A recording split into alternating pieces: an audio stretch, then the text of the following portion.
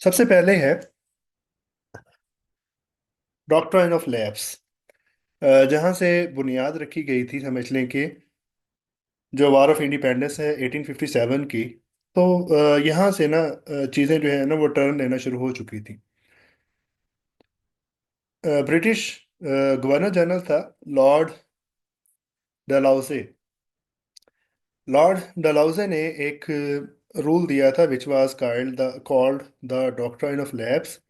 Doctrine of lapse जो है ना, इसके लिए जो टेन्योर है वो डिफरेंट है। मतलब कहीं पे इसकी डेट कुछ आती है, कहीं पे इसकी कोई डेट आती है। अगर तो हमसे इसकी डेट, इसका ईयर पूछ ले तो सबसे ऑथेंटिक जो है वो 1848 है। लेकिन एग्जाम में ज़्यादातर वो पूछता है कि ये जो डॉक्ट्राइन ऑफ लैप्स है ये दिया किसने था। तो उसका जवाब है लॉर्ड डलहौजी। इसमें ये था, डॉक्ट्राइन ऑफ लैप्स के अंदर, लैप्स गोद को कहते हैं। तो ऐसे वो तमाम रियासतें जिनके जो राजा महाराजा हैं उनकी अपनी कोई औलाद नहीं है, तो उन्होंने कोई बच्चा अडॉप्ट कर लिया है और उसको क्राउन प्रिंस बना दिया।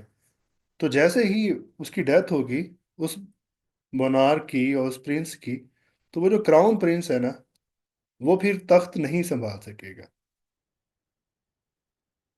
तो फिर इस रूल के तहत ये जो डॉक्ट्राइन ऑफ लैप्स था, हिंदुस्तान की कुछ रियासतें जिसमें सबसे पहले रियासत सतारा है, वो अंग्रेज़ों ने अनेक्स कर ली।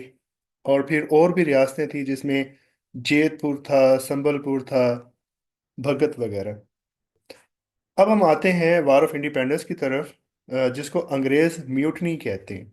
हम उसको वार ऑफ इंडिपेंडेंस कहते हैं, लेकिन अंग्रेज जो है वो उसको बगावत कहते हैं, यानी कि म्यूटनी। बेसिकली ये जो म्यूटनी है 1857 में हुई थी। और सबसे पहले पूछा जाता है कि इसमें किसने फायरिंग की थी। तो सबसे पहली फायरिंग जो है वार ऑफ इंडिपेंडेंस के अंदर, that was done by Mangal Pandey. Mangal Pandey जो है ये एक सोल्जर था जिसकी तरफ से, जिसने कुछ अंग्रेज ऑफिसर्स को कत्ल किया था। इमीडिएट इशू क्या था? इमीडिएट इशू था,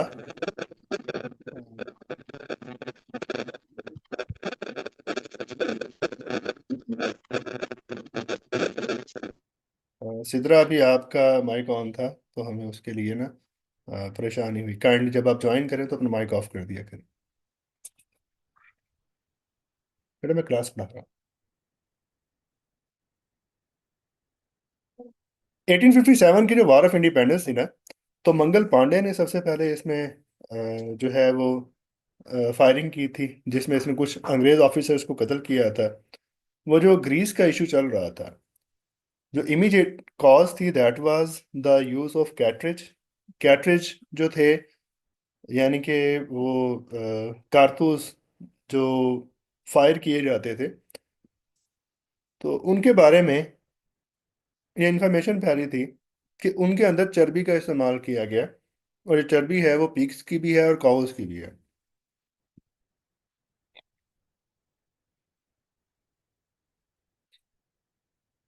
तो इस बात पे जो हिंदुस्तान के लोकल सोल्जर्स थे, उन्होंने कहा कि हम इसको यूज़ नहीं करेंगे।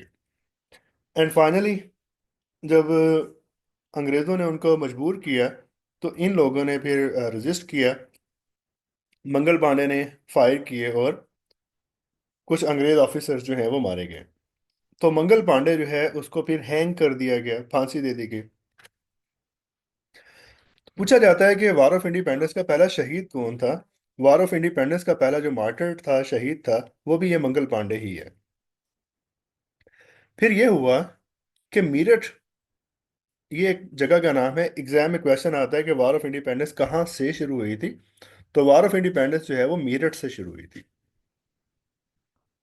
इसमें यह हुआ कि 85 सोल्जर्स ने इनकार कर दिया कि वो कैटरेज का इस्तेमाल नहीं करेंगे, और इस बुनियाद पर फिर उनका कोर्ट मार्शल कर दिया गया। कोर्ट मार्शल यानी कि फौजी अदालतों में उनके केस चले और उनको 10-10 साल की सजा दे दी गई। ना सिर्फ ये कि उनको सजा दी गई, बल्कि उनको ह्यूमिलिएट किया गया। उनके यूनिफॉर्म्स तक उनसे ले लिए गए और उनको बरहना करके जेल में डाल दिया गया।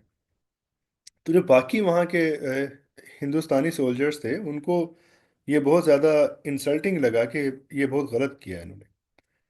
तो अल्टीमेटली ये हुआ कि 10 मई 1857 को उसी मेरठ में जो और हिंदुस्तानी सोल्जर्स थे उन्होंने बगावत कर दी, और वो जो जेल में डाले हुए थे 85 सोल्जर्स उनको भी जेल से निकाल दिया। तो यहाँ से practically war of independence start होती है। तो एग्जाम में क्वेश्चन ये आता है कि वॉर ऑफ इंडिपेंडेंस कहाँ से शुरू हुई। तो वो मेरठ से शुरू हुई। कब शुरू हुई? 10 मई 1857 को। और ये जो 10 मई को शुरू हुई, ये अगले तकरीबन कोई 8-10 महीने तक चलती रही। मतलब इसका जो एंड था वो 1858 में जाके हुआ था। अब हमने ना यहाँ पे कुछ करेक्टर्स को डिस्कस करना है। हमने वॉर ऑफ इंडिपेंडेंस की जो इमीडिएट काज थी वो देख ली। अब हमने कुछ करेक्टर्स को डिस्कस करना है। ये जो करेक्टर्स हैं ये कभी कभी एग्जाम में आ जाते हैं, लाइक बहादुर शाह जफर। ये आपको 2024 के पेपरों में देखने को मिलेगा। पूछा जाता है कि इसको कहाँ पर कैद किया गया था। तो इसको कैद किया गया था रंगून में। और जो 2024 में क्वेश्चन है वो ये भी आया हुआ है कि ये इसकी डेथ कब हुई। इसकी डेथ फिर 1862 में हुई थी। और मैंने आपको याद हो तो बताया था कि मुगल्स में दो बादशाह ऐसे हैं कि जो सब कॉन्टिनेंट में दफन नहीं हुए थे। एक जो पहला था दैट वाज बाबर, और दूसरा जो आखिरी था बहादुर शाह जफर। बाबर काबुल में दफन हुआ और बहादुर शाह जफर जो है ये रंगून में दफन है, जो कि बर्मा का कैपिटल है।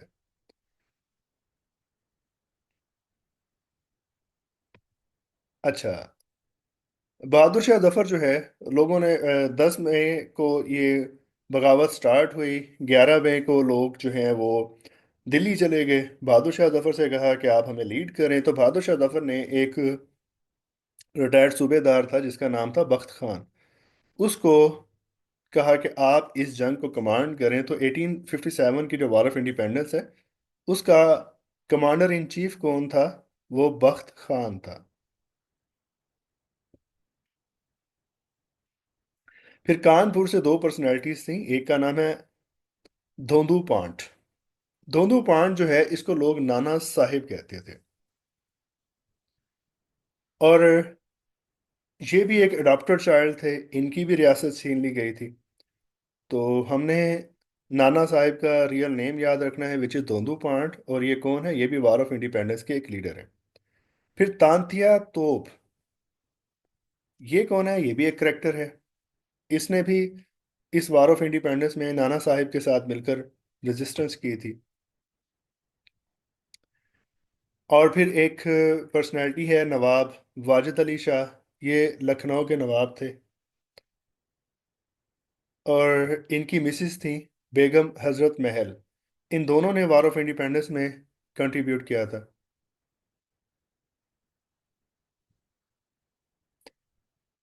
झांसी की रानी, ये एग्जाम में क्वेश्चन आता है इनका रियल नेम क्या था। इनका रियल नेम था लक्ष्मी बाई। लक्ष्मी बाई। और ये कौन थी? ये भी वॉर ऑफ इंडिपेंडेंस की लीडर थी। और इनको कंपेयर किया जाता है, एग्जाम में क्वेश्चन आता है द फर्स्ट वुमन जो थी रूलर ऑफ सब कॉन्टिनेंट। तो उसमें जो नाम कंफ्यूजिंग होते हैं वो यही होता है, लक्ष्मी बाई और उसके साथ रज़िया सुल्ताना। तो मैंने आपको बताया था कि रज़िया सुल्ताना जो है वो 13वीं सदी में उसने हुकूमत की थी। तो उसका जवाब फिर रज़िया सुल्ताना होता है। लेकिन ये एक फेमस करेक्टर है लक्ष्मी बाई का। इसी तरह से बिहार से एक करेक्टर था कुंवर सिंह का। ये तो कभी एग्जाम में नहीं आया। और एक और करेक्टर है राय अहमद खान खरर का। तो राय अहमद खान खरर कौन थे? ये पंजाब से वार ऑफ इंडिपेंडेंस के लीडर थे। इनके बारे में एग्जाम में क्वेश्चन आता रहता है कि ये कौन थे। तो बेसिकली ये वार ऑफ इंडिपेंडेंस के लीडर थे। अच्छा बात, तो ये कुछ पर्सनैलिटीज थी वार ऑफ इंडिपेंडेंस के हवाले से। वॉर ऑफ इंडिपेंडेंस के बाद जो यहाँ पर मुस्लिम्स थे वो एक क्रिटिकल सी सिचुएशन में थे। अंग्रेज जो थे वो उनको टारगेट कर रहे थे, उनकी प्रॉपर्टीज ले ली गई थी। और जो मुस्लिम्स थे वो भी अंग्रेज़ों को समझते थे कि ये हमारे दुश्मन है, इन्होंने हमसे हुकूमत छीन ली है। जबकि हिंदू जो हैं उनके लिए तो सिर्फ मास्टर्स चेंज हुए थे। पहले उनके ऊपर मुसलमान हुकूमत कर रहे थे, अब अंग्रेज हुकूमत करेंगे, तो इसलिए उनको कितना फ़र्क नहीं पड़ा था। उन्होंने न्यू मास्टर्स को एक्सेप्ट कर लिया था और उनके साथ अब वो कोऑपरेट कर रहे थे। तो हम सर सैयद अहमद खान जो है ना, यहाँ पे फिर सर सैयद अहमद खान आते हैं जो कि मामलात को मुसलमानों के लिए बेहतर करने की कोशिश करते हैं। सर सैयद अहमद खान को हम अभी इस तरह से नहीं पढ़ेंगे, बल्कि इनकी इनके ऊपर ना मैंने वो 10-12 मिनट्स की वीडियो बनाई हुई है। वो मैं आपके साथ शेयर करूंगा, आप लोग देख लीजिएगा। तमाम पॉइंट्स को कंप्रीहेंसिवली उनके अंदर, उस वीडियो के अंदर एक्सप्लेन किया हुआ है। तो हम इनके ऊपर अभी टाइम वेस्ट नहीं करेंगे, हम आगे मूव करते हैं।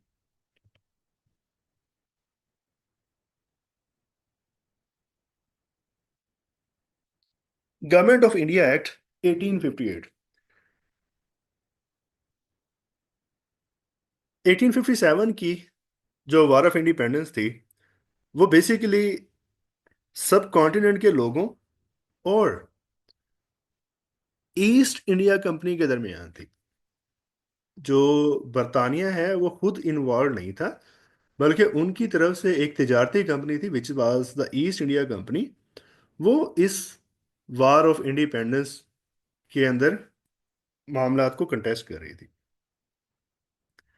अब वार ऑफ इंडिपेंडेंस के बाद ये हुआ कि जो अंग्रेज थे उन्होंने कहा कि यार आप लोग तो बड़े इनकम्पिटेंट हैं, आप लोग तो बड़े इनकम्पिटेंट हैं।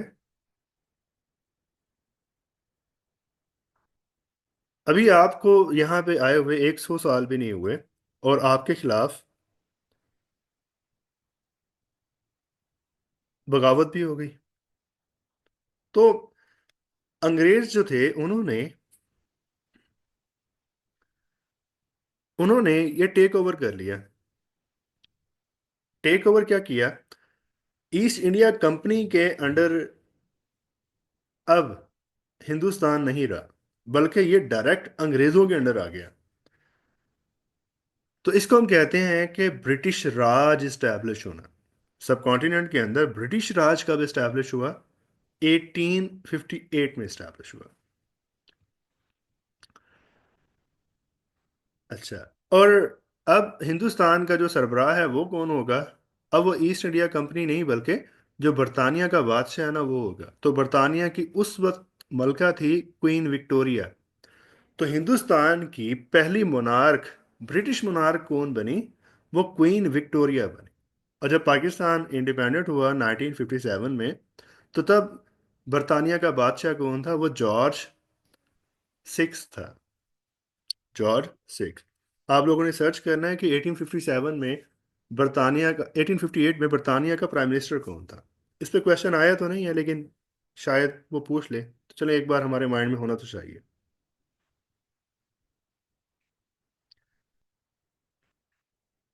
अच्छा बच्चों,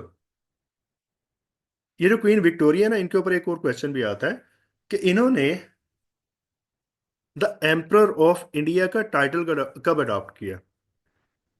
1858 में ये हिंदुस्तान की मलका तो बन गई, लेकिन इनका जो टाइटल था ना वो बस यही था, द एम्परर ऑफ इंग्लैंड। इनके नाम में द एम्परर ऑफ इंडिया का टाइटल जो है वो यूज किया गया 1877 में। वो भी एग्जाम में आया हुआ है, 2024 की बात है। तो हिंदुस्तान की पहली ब्रिटिश मोनार्क कौन है? Queen Victoria. और उनके टाइटल में पहली बार द एम्प्रेस ऑफ इंडिया का टाइटल कब आया? वो 1877 में आया।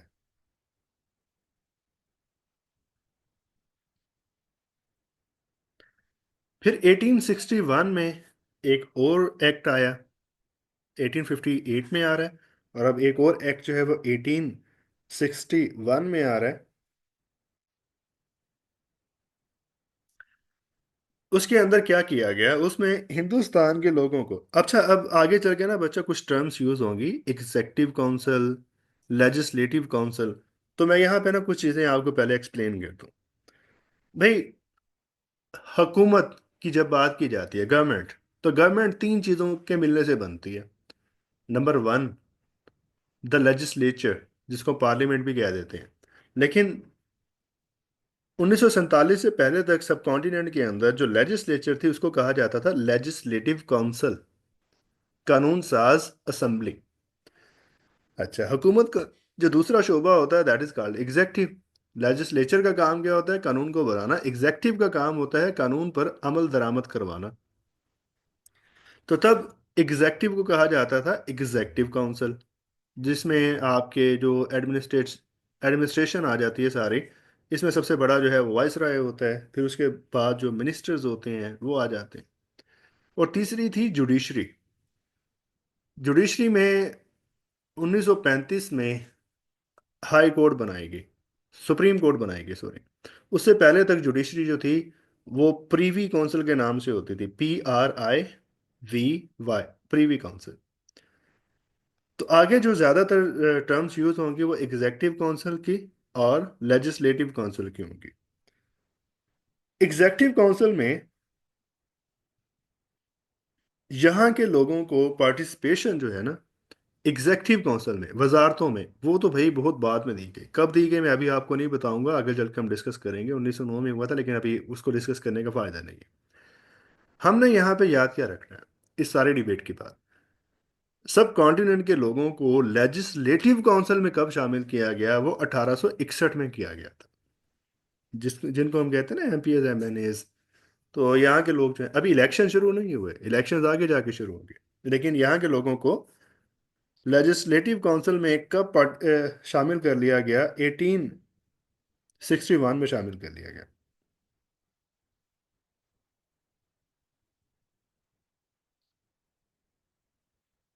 ऑन द अदर हैंड बच्चों, मुसलमानों में क्या चल रहा था? अंग्रेज जब यहाँ पे आया तो उसने यहाँ पे आके यहाँ के जो मदारिस की ग्रांट्स थी वो बंद कर दी। उनको जो गवर्नमेंट की तरफ से सपोर्ट थी वो खत्म हो गई। तो यहाँ के लोगों को लगा कि भाई अंग्रेज तो हमारा दुश्मन है। यहाँ के जो उलमा हजरात थे उन्होंने कहा कि अब हम अंग्रेजों से हटकर उनकी मदद के बगैर हम मदारिस को चला के दिखाएंगे। तो एक मदरसा बनाया गया दारुल उलूम देवबंद के नाम से।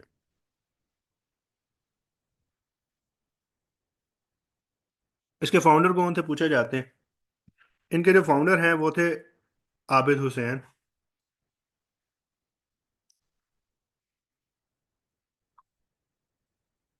और महमूद हसन देवबंदी जो है ना, जिनको शेखुल हिंद भी कहा जाता है, वो दारुल उलूम देवबंद के पहले स्टूडेंट थे। और इनके फाउंडर्स में एक नाम जो है वो कासिम नानोतवी का भी था। तो हमने इनके फाउंडर का नाम याद रखना है, वो कौन है? वो आबिद हुसैन है। कब बनाया गया? 1866 में। और कहाँ बनाया गया? ये सहारनपुर में बनाया गया था। देवबंद उस जगह का नाम है जो कि डिस्ट्रिक्ट सहारनपुर में आता था। और जो वहाँ की स्टेट थी वो कौन सी थी? वो यूपी थी। तो देवबंद उस जगह का नाम था, उसी निस्बत से इसको देवबंद कहा गया। और एक्चुअली ये बनाया कहाँ गया था? ये सहारनपुर के शहर में बनाया गया था।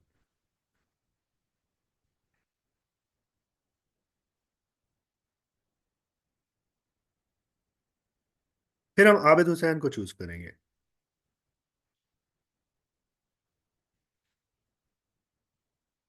एक्चुअली तो तीन फाउंडर्स थे इसके, लेकिन ज़्यादा कन्फ्यूजन जो है वो आबिद हुसैन और कासिम नानोतवी के नामों में ही होती है। तो ज़्यादा बेहतर ऑप्शन जो है ना फिर वो आबिद हुसैन है। ये वो बिल्डिंग है दारुल उलूम देवबंद की। 1872 में एक अंग्रेज गवर्नर जनरल था जिसका नाम था लॉर्ड मेयो। बेसिकली वाइसराय था। 1858 के बाद तो ये वाइसराय ही थे ना। लेकिन वाइसराय और गवर्नर जनरल ये दोनों टर्म्स लोग इनके लिए इस्तेमाल करते थे। तो बहरहाल वाइसराय था लॉर्ड मेयो। उसको कत्ल कर दिया गया। कहाँ पे कत्ल किया गया? आपको अक्सर सुनने को मिलता होगा काले पानी की सजा। अंग्रेज क्या करता था? जिसको यहाँ पे सजा देनी होती थी उसको काले पानी की सजा दे देता था। काले पानी क्या है? ये इंडोनेशिया के पास कुछ आइलैंड्स हैं। जब हम ज्योग्राफी पढ़ेंगे हम इनको क्लियर करेंगे, अंडमान आइलैंड्स के नाम से। तो लॉर्ड मेयो को कहाँ पे कत्ल किया गया? अंडमान आइलैंड्स में कत्ल किया गया। ये अब इंडिया का हिस्सा है ये जो आइलैंड्स हैं। और कब कत्ल किया गया? 1872 में कत्ल किया गया था। ये वहां पे गया था, वहां पे कोई कैदी था, उस कैदी ने इसको कत्ल कर दिया था।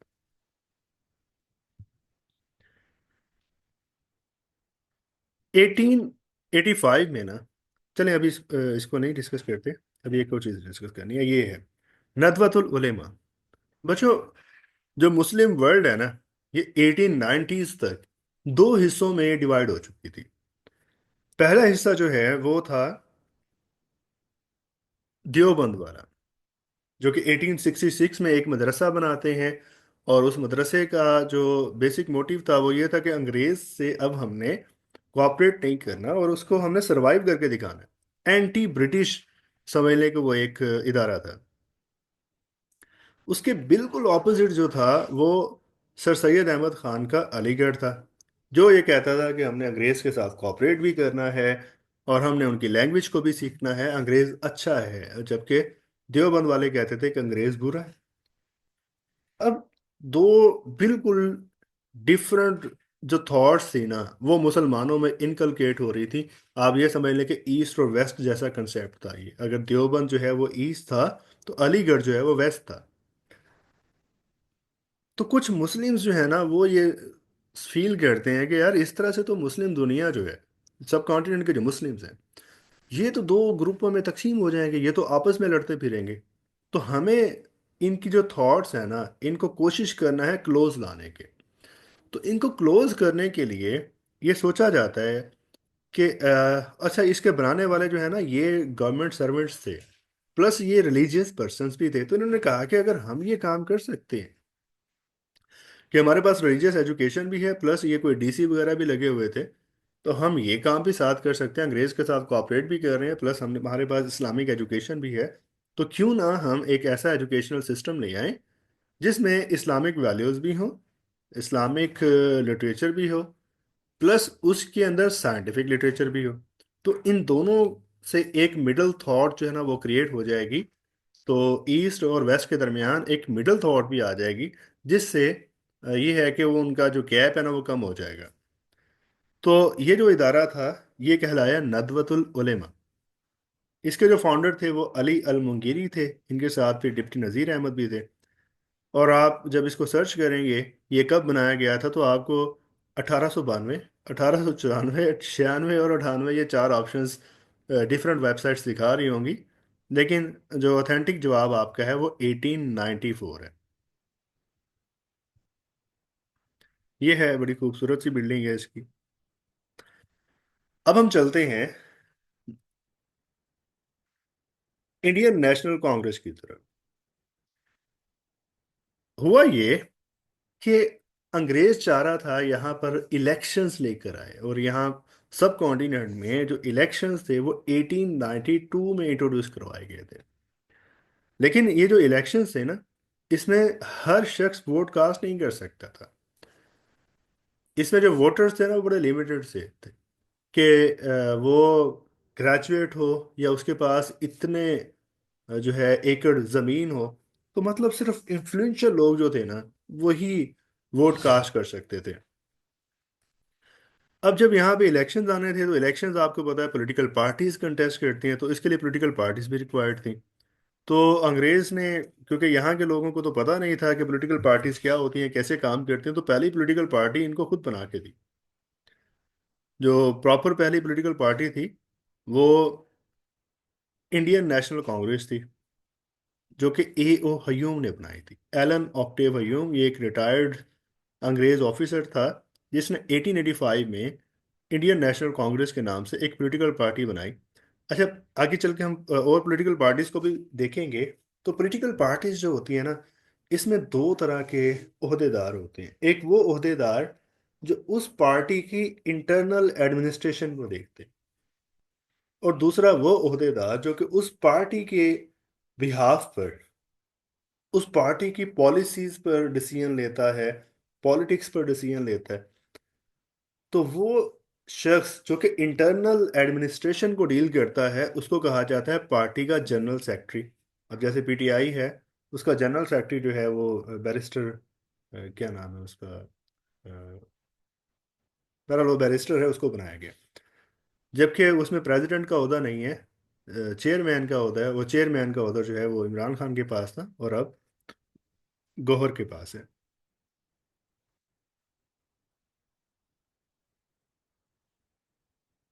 नहीं, बैरिस्टर गौहर जो है ना वो प्रेसिडेंट के बराबर एक ओहदा है चेयरमैन का, वो है।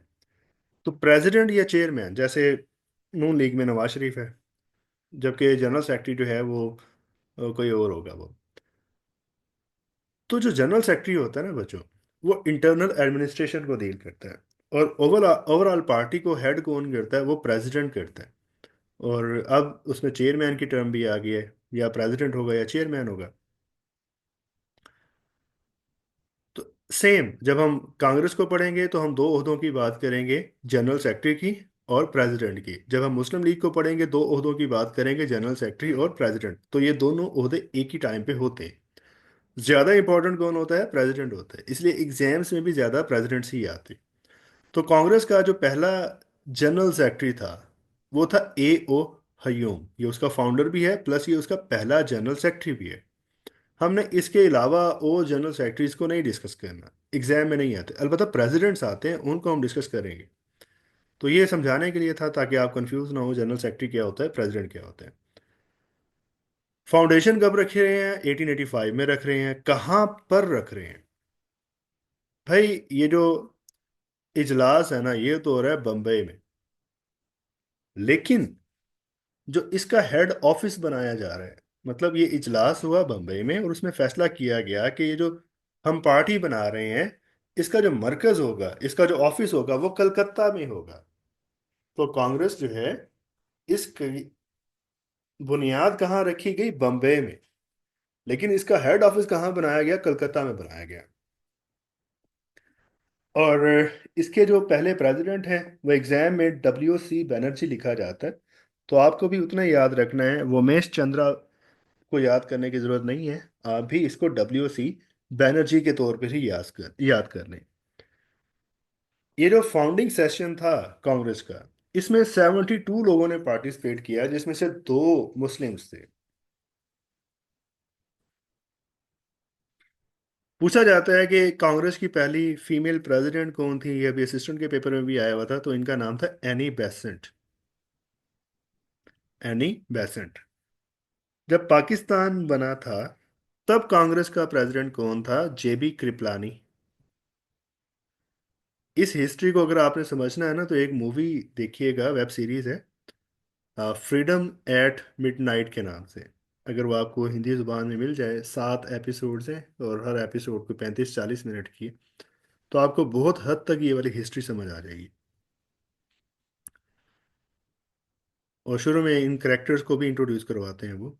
तो JP कृपलानी जो है ये 1947 में कांग्रेस का प्रेसिडेंट था। मौजूदा प्रेसिडेंट कौन है कांग्रेस का, वो मलिक अर्जुन खारची है। अभी भी ये इंडियन नेशनल कांग्रेस जो है ये हिंदुस्तान में ये पॉलिटिकल पार्टी है। और इसका जो मौजूदा प्रेसिडेंट है वो मलिक अर्जुन खारची है। और इसका पहला मुस्लिम प्रेसिडेंट कौन था, वो बदरुद्दीन तैयब जी था। ओवरऑल ये कांग्रेस का थर्ड प्रेसिडेंट था, लेकिन पहला मुसलमान प्रेसिडेंट था।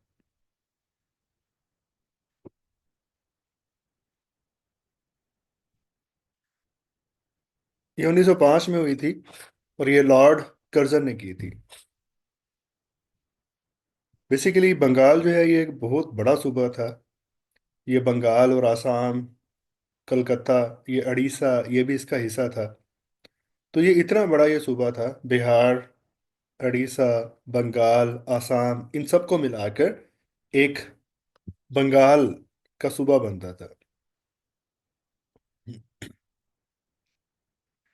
तो फिर इस सूबे को एडमिनिस्ट्रेटिव ग्राउंड्स पर दो हिस्सों में तकसीम कर दिया गया, जिसका इम्पैक्ट ये हुआ कि इस ओवरऑल प्रोविंस के अंदर तो हिंदू मेजॉरिटी थी, लेकिन ईस्ट बंगाल जो है अब उसमें मुस्लिम मेजॉरिटी बन गई। और जो वेस्ट बंगाल है उसमें हिंदू मेजॉरिटी थी। और कांग्रेस का जो हेड क्वार्टर था वो कलकत्ता में था। तो कांग्रेस को वेस्ट बंगाल के लोग जो थे उन्होंने इंस्टिगेट किया कि आप इस पार्टीशन के खिलाफ मूवमेंट चलाएं, तो कांग्रेस ने इसके खिलाफ स्वदेशी मूवमेंट स्टार्ट की। स्वदेशी मूवमेंट जो है, ये एक मूवमेंट है जिसका मकसद ये होता है कि जो फॉरेन गुड्स हैं, जिसको हम सिविल नाफरमानी की तहरीक भी कहते हैं, जो फॉरेन गुड्स हैं उनका आप बायकॉट करेंगे और गवर्नमेंट के साथ कोऑपरेट नहीं करेंगे। स्वदेशी मूवमेंट जो है ये पार्टीशन ऑफ बंगाल के अगेंस्ट कांग्रेस ने लॉन्च की थी, और जो पार्टीशन ऑफ बंगाल है ये 1911 में ख़त्म की गई थी। 1911 में बर्तानिया के जो क्राउन प्रिंस था, जॉर्ज 5, इसको बादशाह की डेथ के बाद, अब बादशाहत जो है उसके लिए वो ताज वगैरह पहनाना, जो प्रॉपर सेरेमनी होती है, वो करना थी।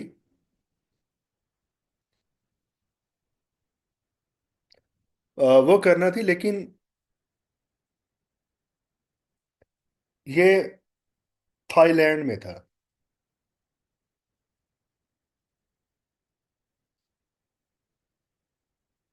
ये थाईलैंड में था। तो ये डिसाइड किया गया कि इसकी जो करोनेशन सेरेमनी है ये हिंदुस्तान में कर ली जाए। और यहाँ का जो वाइसराय था, लॉर्ड हार्डिंग्स, फिर उसने यहाँ पर इसकी करोनेशन सेरेमनी जो है वो मुनक्किद करवाई। अब एग्जाम के हवाले से चीज़ें हमने क्या याद रखनी है, पार्टीशन ऑफ बंगाल को ख़त्म कब किया गया, 1911 में। तब हिंदुस्तान का वाइसराय कौन था, लॉर्ड हार्डिंग्स था। और किस ब्रिटिश मोनार्क का जो करोनेशन सेरेमनी है वो हिंदुस्तान में की गई, वो जॉर्ज 5 था। और कौन सा ब्रिटिश मोनार्क था जो हिंदुस्तान आया था, वो भी जॉर्ज 5 था। हिंदुस्तान के अंदर 3 बार बच्चों कोरोनेशन सेरेमनी हुई है। सबसे पहले क्वीन ऑफ विक्टोरिया के लिए की गई थी। मैंने आपको बताया कि इसने टाइटल अडॉप्ट किया था, the queen of the emperor of India का। तो ये 1877 में किया गया था। और उसके लिए यहाँ पर एक कोरोनेशन सेरेमनी भी की गई थी, जिसको दिल्ली दरबार भी कहते। That was in 1877। दूसरी बार जो है वो एडवर्ड 7 के लिए किया गया था, 1903 में किया गया था ये। और तीसरी बार दिल्ली दरबार कब हुआ, वो 1911 में हुआ, जो कि जॉर्ज 5 के लिए किया गया था। इसमें जो पहला और तीसरा है ना, ये एग्जाम के हवाले से इंपॉर्टेंट है। द फर्स्ट दिल्ली दरबार of 1877 and the third Delhi दरबार ऑफ 1911। देन बच्चों, शिमला डेपुटेशन हुआ ये कि कांग्रेस जो है, अब ये एक इमेज क्रिएट हो गया। सर सैयद अहमद खान भी यही कहते थे कि मुसलमानों को कांग्रेस से अवॉइड करना चाहिए, ये हिंदू डोमिनेशन को यहाँ पे इन्फोर्स करेगी। तो मुसलमान जो हैं वो तो कांग्रेस से अवॉइड कर रहे थे। और अल्टीमेटली फिर क्या होता है, 1906 में मुसलमानों की तरफ से एक डेपुटेशन जाता है, जिसको लीड करते हैं सर आगा खान। सर आगा खान जो है ना बच्चों, इनका रियल नेम था सुल्तान मोहम्मद शाह। ये जो सर आगा खान थे, इन्होंने 35 लोगों को लीड किया। और ये जाकर शिमला के मकाम पर 1906 में लॉर्ड मिंटो से मिले। और इन्होंने जाकर वहां उनको मुसलमानों की डिमांड्स के बारे में बताया। इस डेपुटेशन को जो है फैसिलिटेट किसने किया था, वो अलीगढ़ के प्रिंसिपल थे आर्च बोल्ड। ARCH, उसके बाद आई भी है, आर्ची। और BOLD, बोल्ड। तो आर्ची बोल्ड जो हैं, ये प्रिंसिपल थे अलीगढ़ के, और इन्होंने फैसिलिटेट किया था इस डेलीगेशन को। और ये डेलीगेशन जो है, इसने एक मेमोरियल,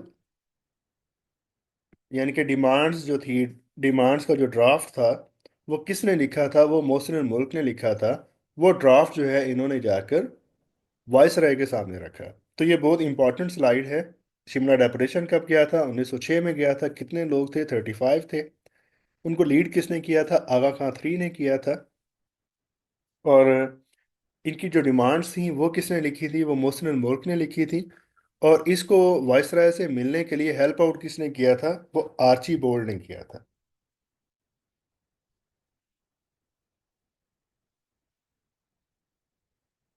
किससे मुलाकात हुई? लॉर्ड मिंटो से मुलाकात हुई। और इन्होंने डिमांड्स क्या रखी? इन्होंने कहा कि मुसलमानों को लेजिस्लेटिव असेंबली में ज्यादा सीटें दें।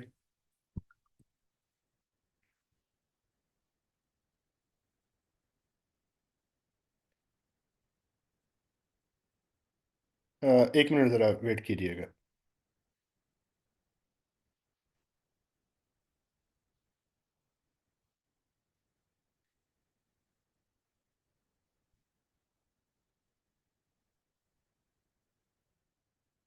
तो सेपरेट इलेक्टोरेट इन्होंने डिमांड किया।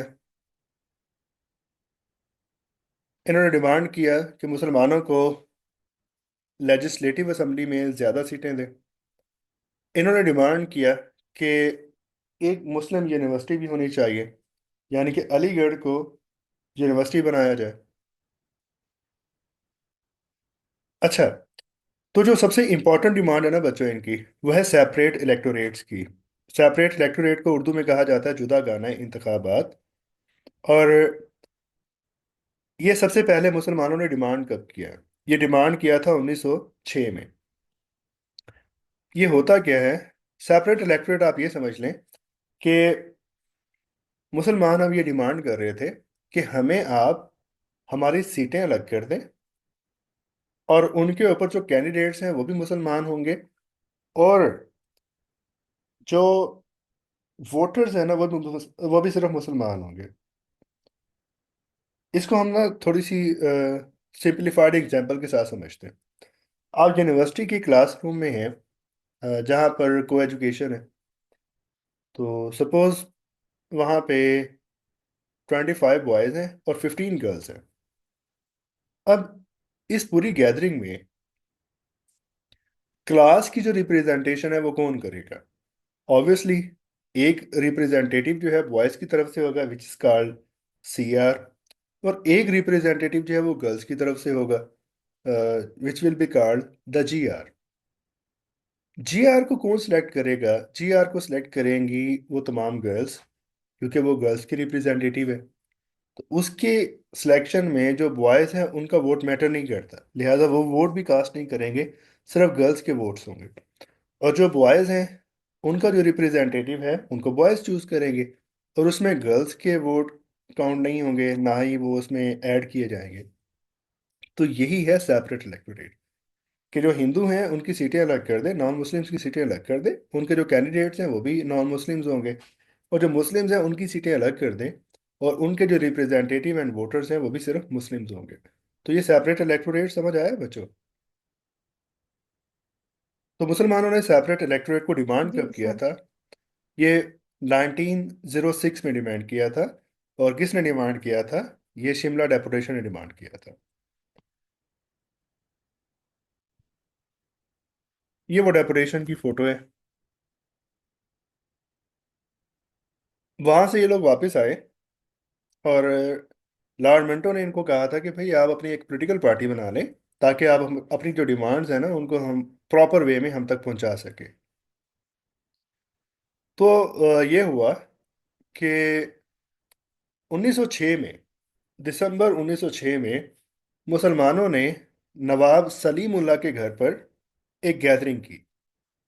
ये नवाब सलीमुल्लाह कौन थे? इनको कहा जाता था द नवाब ऑफ ढाका। तो ये ढाका के नवाब थे। इनके घर पर एक गैदरिंग हुई मुस्लिम लीडर्स की। इस गैदरिंग में ये डिसाइड किया गया कि हम एक पॉलिटिकल पार्टी बना रहे हैं, which will be called all India Muslim league, AIML। वो थी ऑल इंडिया कांग्रेस, और ये है ऑल इंडिया मुस्लिम लीग। तो मुस्लिम लीग का पूरा नाम क्या था? All India Muslim league. ये कब बनाई गई? 30 दिसंबर 1906 में बनाई गई। कहाँ बनाई गई? ढाका में बनाई गई, वही नवाब सलीमुल्लाह के घर पे। इसका फाउंडर कौन था? इसके फाउंडर्स तो ये सारे लोग ही थे, लेकिन अगर हमसे एक नाम पूछा जाए तो वो नवाब सलीम उल हक है। जैसे कांग्रेस जो है वो बम्बई में उसकी बुनियाद रखी जा रही है, लेकिन उसका हेड ऑफिस कहाँ बनाया जा रहा है? वो कलकत्ता में बनाया जा रहा है। तो सेम मुस्लिम लीग की बुनियाद कहाँ पे रखी गई है? ढाका में। लेकिन इसका हेड ऑफिस कहाँ बनाया गया? लखनऊ में। और ये जो इसकी फाउंडेशन थी, इस इजलास में सदारती खिताब किसने दिया? वो नवाब वकार मुल्क ने दिया। इसका पहला प्रेसिडेंट कौन था? आगा खान था। ये सेकंड प्रेसिडेंट लिखा हुआ है, ये सेकंड प्रेसिडेंट नहीं थे, ये फर्स्ट प्रेसिडेंट ही थे। और पहला जनरल सेक्रेटरी कौन था? वो हुसैन बिलग्रामी था। पहला प्रेसिडेंट कौन है? आगा खान। और पहला जनरल सेक्रेटरी कौन है? हुसैन बिलग्रामी। मुस्लिम लीग का नाम किसने दिया था? ये सर शफी ने दिया था, यहाँ पे लिखा हुआ नहीं है। सर शफी थे, उन्होंने मुस्लिम लीग का नाम दिया था।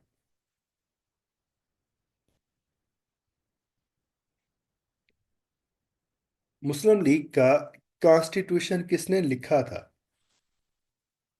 वो मौलाना मोहम्मद अली जौहर ने लिखा था।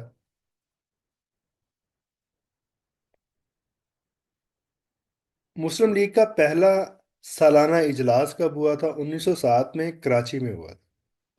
और उसकी सदारत किसने की थी? आदमजी पीर भाई ने। और फिर पूछा जाता है, मुस्लिम लीग का लंदन ऑफिस किसने बनाया था? वो सैयद अमीर अली ने बनाया था 1908 में।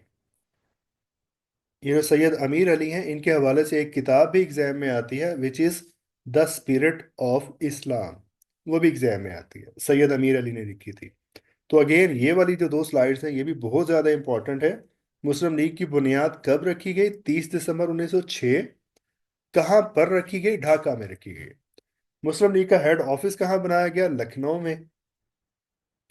फाउंडेशनल सेशन में सदारती खिताब किसने किया था? नवाब वकार मुल्क ने किया था। पहला सदर किसको बनाया गया? आगा खान। तो ये वही है जो शिमला डेपुटेशन में गए थे। और पहला जनरल सेक्रेटरी कौन बन रहा है? हुसैन बिलग्रामी। पहला सालाना इजलास कब हो रहा है? जब एक साल पूरा हो जाएगा। तो एक साल कब पूरा होगा? 1907 में। और वो कहाँ पे हुआ? कराची में हुआ। उसको किसने प्रिजाइड किया? वो आदमजी पीर भाई ने उसको प्रिजाइड किया था। मुस्लिम लीग का लंदन ऑफिस कब बनाया गया? 1908 में सैयद अमीर अली ने। और सैयद अमीर अली की एक किताब है जो मैंने आपको बताई, द स्पिरिट ऑफ इस्लाम। वो भी एग्जाम में पूछी जाती है। 1909 में मिंटो मार्ले रिफॉर्म्स आई। ये एक कानून था। बेसिकली तो इसका नाम था गवर्नमेंट ऑफ इंडिया एक्ट 1909, लेकिन इसको जो फेमस नेम है वो मिंटो मार्ले रिफॉर्म्स है। मिंटो और मार्ले ये दो अंग्रेजों के नाम थे। लॉर्ड मिंटो का जिक्र तो पहले भी हो रहा है, तो ये कौन था? ये वायसराय था। और मार्ले जो है ये secretary of state for India था। उन दोनों के नाम को मिला के मिंटो मार्ले रिफॉर्म्स।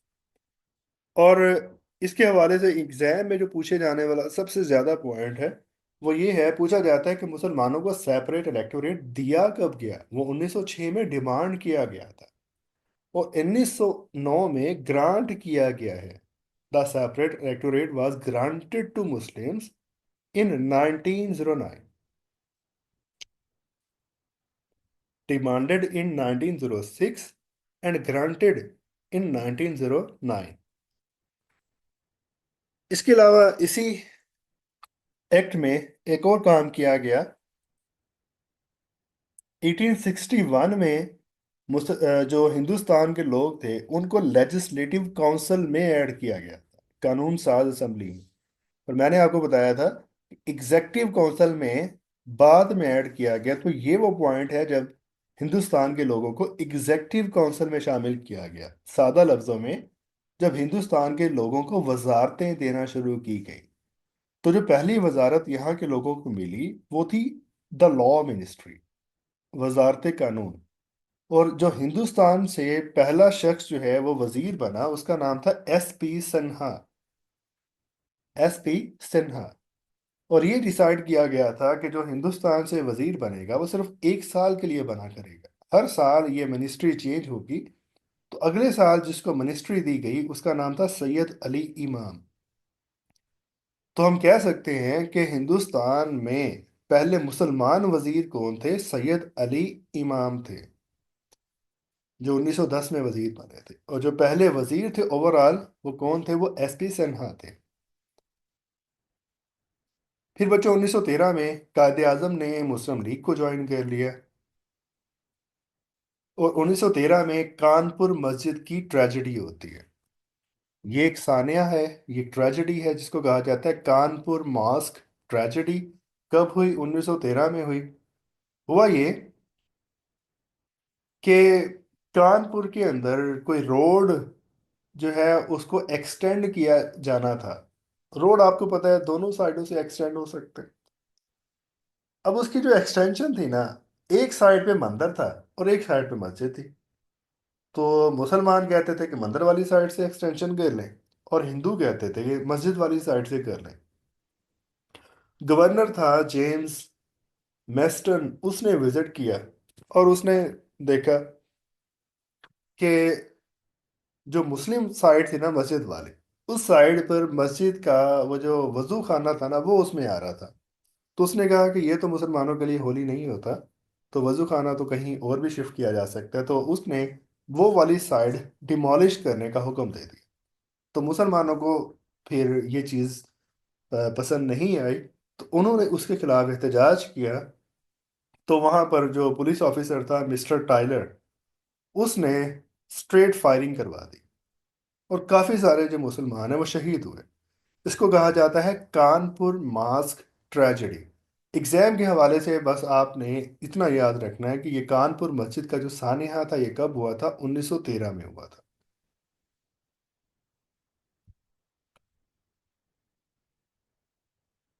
वहाँ का जो उस वक्त का वाइस राय था लॉर्ड हार्डिंग्स, उसने इस बात पर फिर जो है इन लोगों को पनिश भी किया था कि आपको ऐसा नहीं करना चाहिए था।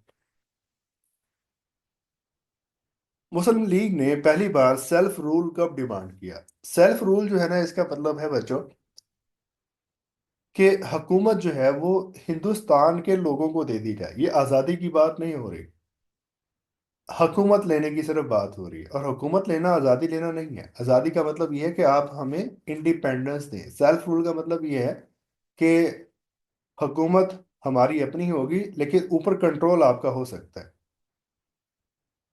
तो मुस्लिम लीग ने सब सेल्फ रूल कब डिमांड किया? कायदे आजम आए थे 1913 में, और वो अपने साथ ये डिमांड भी लेके आए थे क्योंकि कांग्रेस 1906 से सेल्फ रूल डिमांड कर रही थी। तो 1913 में जब कायदे आजम ने मुस्लिम लीग को ज्वाइन किया तो फिर मुस्लिम लीग ने भी सेल्फ रूल डिमांड किया। एक और पॉलिटिकल पार्टी थी होम रूल लीग। ये किसने बनाई थी? एनी बेसेंट ने बनाई थी। ये एनी बेसेंट कौन है? ये कांग्रेस की पहली फीमेल प्रेसिडेंट भी थी, हमने पहले इनका जिक्र किया है, एनी बेसेंट।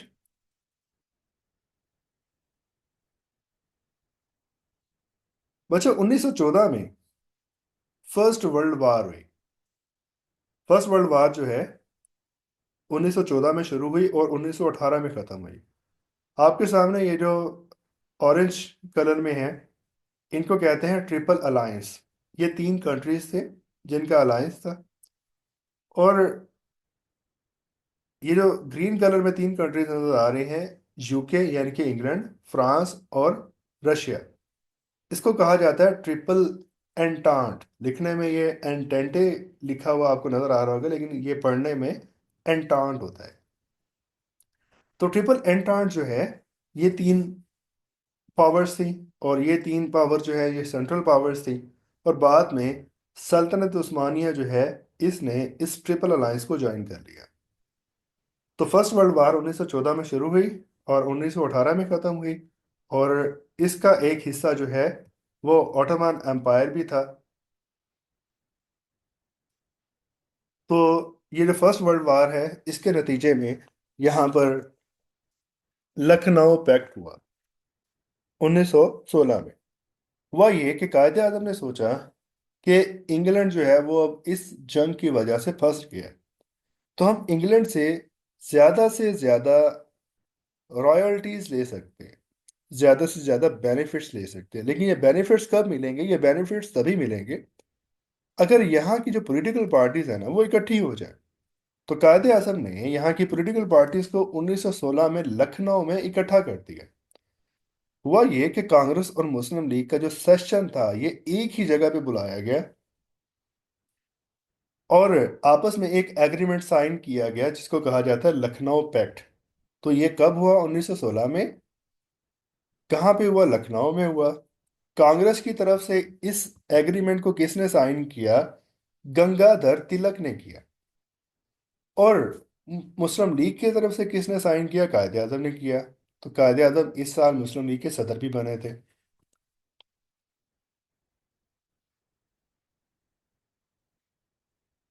ये उस टाइम की पिक्चर है।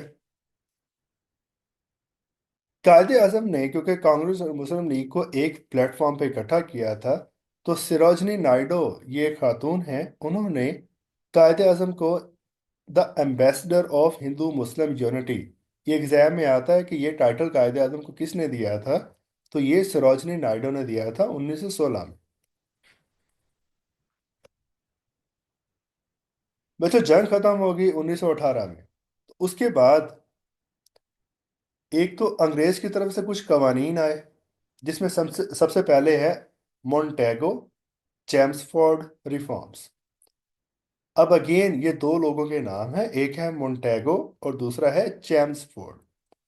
और इन लोगों ने जो यहाँ पर एक नया सिस्टम दिया, that system is called dyarchy. That system is called dyarchy. Dyarchy, dy का मतलब होता है टू, और आर्की मीन्स रूल।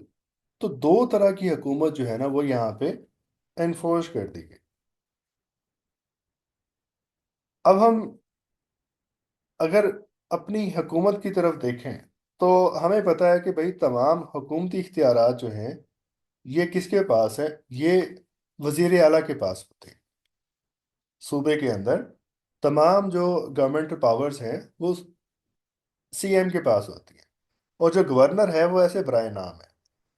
ये जो 1919 में जब ये कानून आ रहा है, तब इस कानून से पहले सिस्टम ये था कि तमाम पावर्स गवर्नर के पास होती थी, और वजीर आला नाम का कोई ओहदा जो है वो सब कॉन्टिनेंट में नहीं था। तो आप ये समझ लें कि 1919 में यहाँ पर वजीर आला का ओहदा क्रिएट करना था, तो उसको तमाम वजारतें नहीं दी गई। वजीर आला क्योंकि हिंदुस्तान से होना था, तो उसको तमाम वजारतें नहीं दी गई, बल्कि कुछ वजारतें वजीर आला के पास चली गई और कुछ वजारतें जो है वो गवर्नर के पास रहीं। तो क्योंकि यहाँ पे दो हुकूमतें बन गई थी, तो इसलिए इसको कहा जाता है डायआर्की। तो बस आपने डायआर्की याद रखना है। कब इंट्रोड्यूस करवाया गया? 1919 में करवाया गया था। और मॉन्टेगो चेम्सफोर्ड रिफॉर्म्स कब आई थी? ये भी 1919 में आई थी।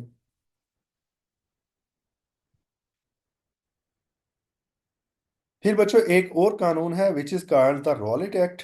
रॉलेट जो है ये एक शख्स का नाम है, उसका बनाया हुआ कानून जो है वो कहलाता है रॉलेट एक्ट। 1919 में आया। और इस कानून में ये जो है ना कुछ प्रोविजंस थी कि हिंदुस्तान के लोग जो हैं अगर ये गैदरिंग्स करेंगे, एहतजाज करेंगे, तो उनके खिलाफ कार्रवाई की जाएगी। दफ़ा 144 को इन्फोर्स कर दिया गया जो कि गैदरिंग्स को रोकती है। और दूसरा ये कि वैसे 144 सिर्फ गैदरिंग्स को नहीं रोकती, हुकूमत जो है इस दफ़ा के तहत कोई भी ऑर्डर इशू कर सकती है। और नॉर्मली जो ऑर्डर इशू किया जाता है वो ये किया जाता है कि पाँच या पाँच से ज़्यादा लोग इकट्ठे नहीं होंगे। खैर ये जो कानून था ना रॉलेट एक्ट, इसमें कहा गया कि किसी भी शख्स को विदाउट एनी रीज़न कैद किया जा सकता है, उसको जेल में डाला जा सकता है, और वो अपने उस कैद के खिलाफ अपील भी नहीं कर सकेगा। तो कायदे आजम ने इस कानून के खिलाफ रिजाइन कर दिया था असम्बली से। तो ये भी एग्जाम में आया है, कायदे आजम ने किस रूल के खिलाफ एहतजाजन इस्तीफा दिया था? तो वो रॉलेट एक्ट था। कब दिया था? 1919 में दिया था। कायदे आजम ने किस कानून को कहा था ये ड्रैकोनियन लॉ है? तो कायदे आजम ने इसी कानून के बारे में कहा था ये ड्रैकोनियन लॉ है, रॉलेट एक्ट। बच्चों, इस कानून के खिलाफ हिंदुस्तान के जो लोग थे वो जलियांवाला बाग में, जलियांवाला बाग जो है ये अमृतसर, जो कि हिंदुस्तान का शहर है, इंडियन पंजाब का कैपिटल है, वहां पर एहतजाज कर रहे थे जलियांवाला बाग के अंदर, कि उस वक्त का जो पुलिस चीफ था, कर्नल डायर, उसने उस पार्क के दरवाजे बंद करवा के और स्ट्रेट फायरिंग करवा दी, जिससे बहुत सारे लोगों की डेथ हुई। 379 के करीब लोगों की डेथ हुई और 1200 के करीब लोग जख्मी हुए थे। इसको कहा जाता है जलियांवाला बाग ट्रेजेडी। तो पहले हमने डिस्कस की थी कानपुर मास्क ट्रेजेडी 1913 की, और अब हम बात कर रहे हैं Jallianwala Bagh tragedy which happened in 1919। तो कर्नल डायर जो है इसको कहा जाता है the butcher of Amritsar. Modi को कहा जाता है, इंडियन जो इस वक्त का प्राइम मिनिस्टर है, उसको कहा जाता है द बुचर ऑफ गुजरात। वो गुजरात का वजीर आला था, तो वहां पे बहुत सारे मुसलमानों को मरवाया था उसने। और हज्जाज बिन यूसुफ को कहा जाता है द बुचर ऑफ इस्लाम। उसने बहुत सारे जो है ना मुसलमानों को उसने कत्ल करवाया था 705 से 714 के दरमियान। और तीसरा जो है ये कर्नल डायर है, जिसको कहा जाता है द बुचर ऑफ अमृतसर।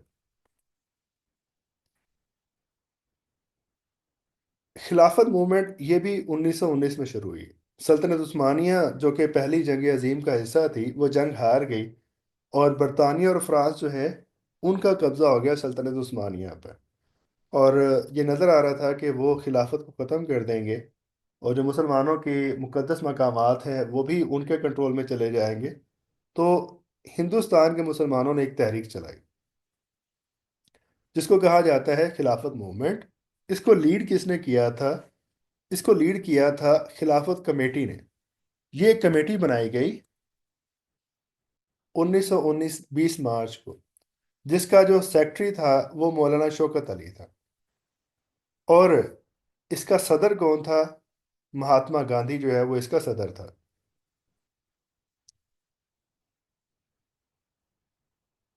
इनकी जो पहली कॉन्फ्रेंस थी ना इस कमेटी की, वो 1919 में नवंबर में हुई थी, या आपने मंथ भी याद रखना है, और दिल्ली में हुई थी। और गांधी जो है उसको सदर मुंतखब किया गया था। जो दूसरी खिलाफत कॉन्फ्रेंस थी वो दिसंबर 1919 में हुई थी, और वो अमृतसर में हुई थी। और तीसरी खिलाफत कॉन्फ्रेंस फरवरी 1920 में हुई थी। ये तीन मेजर खिलाफत कॉन्फ्रेंसेस हैं।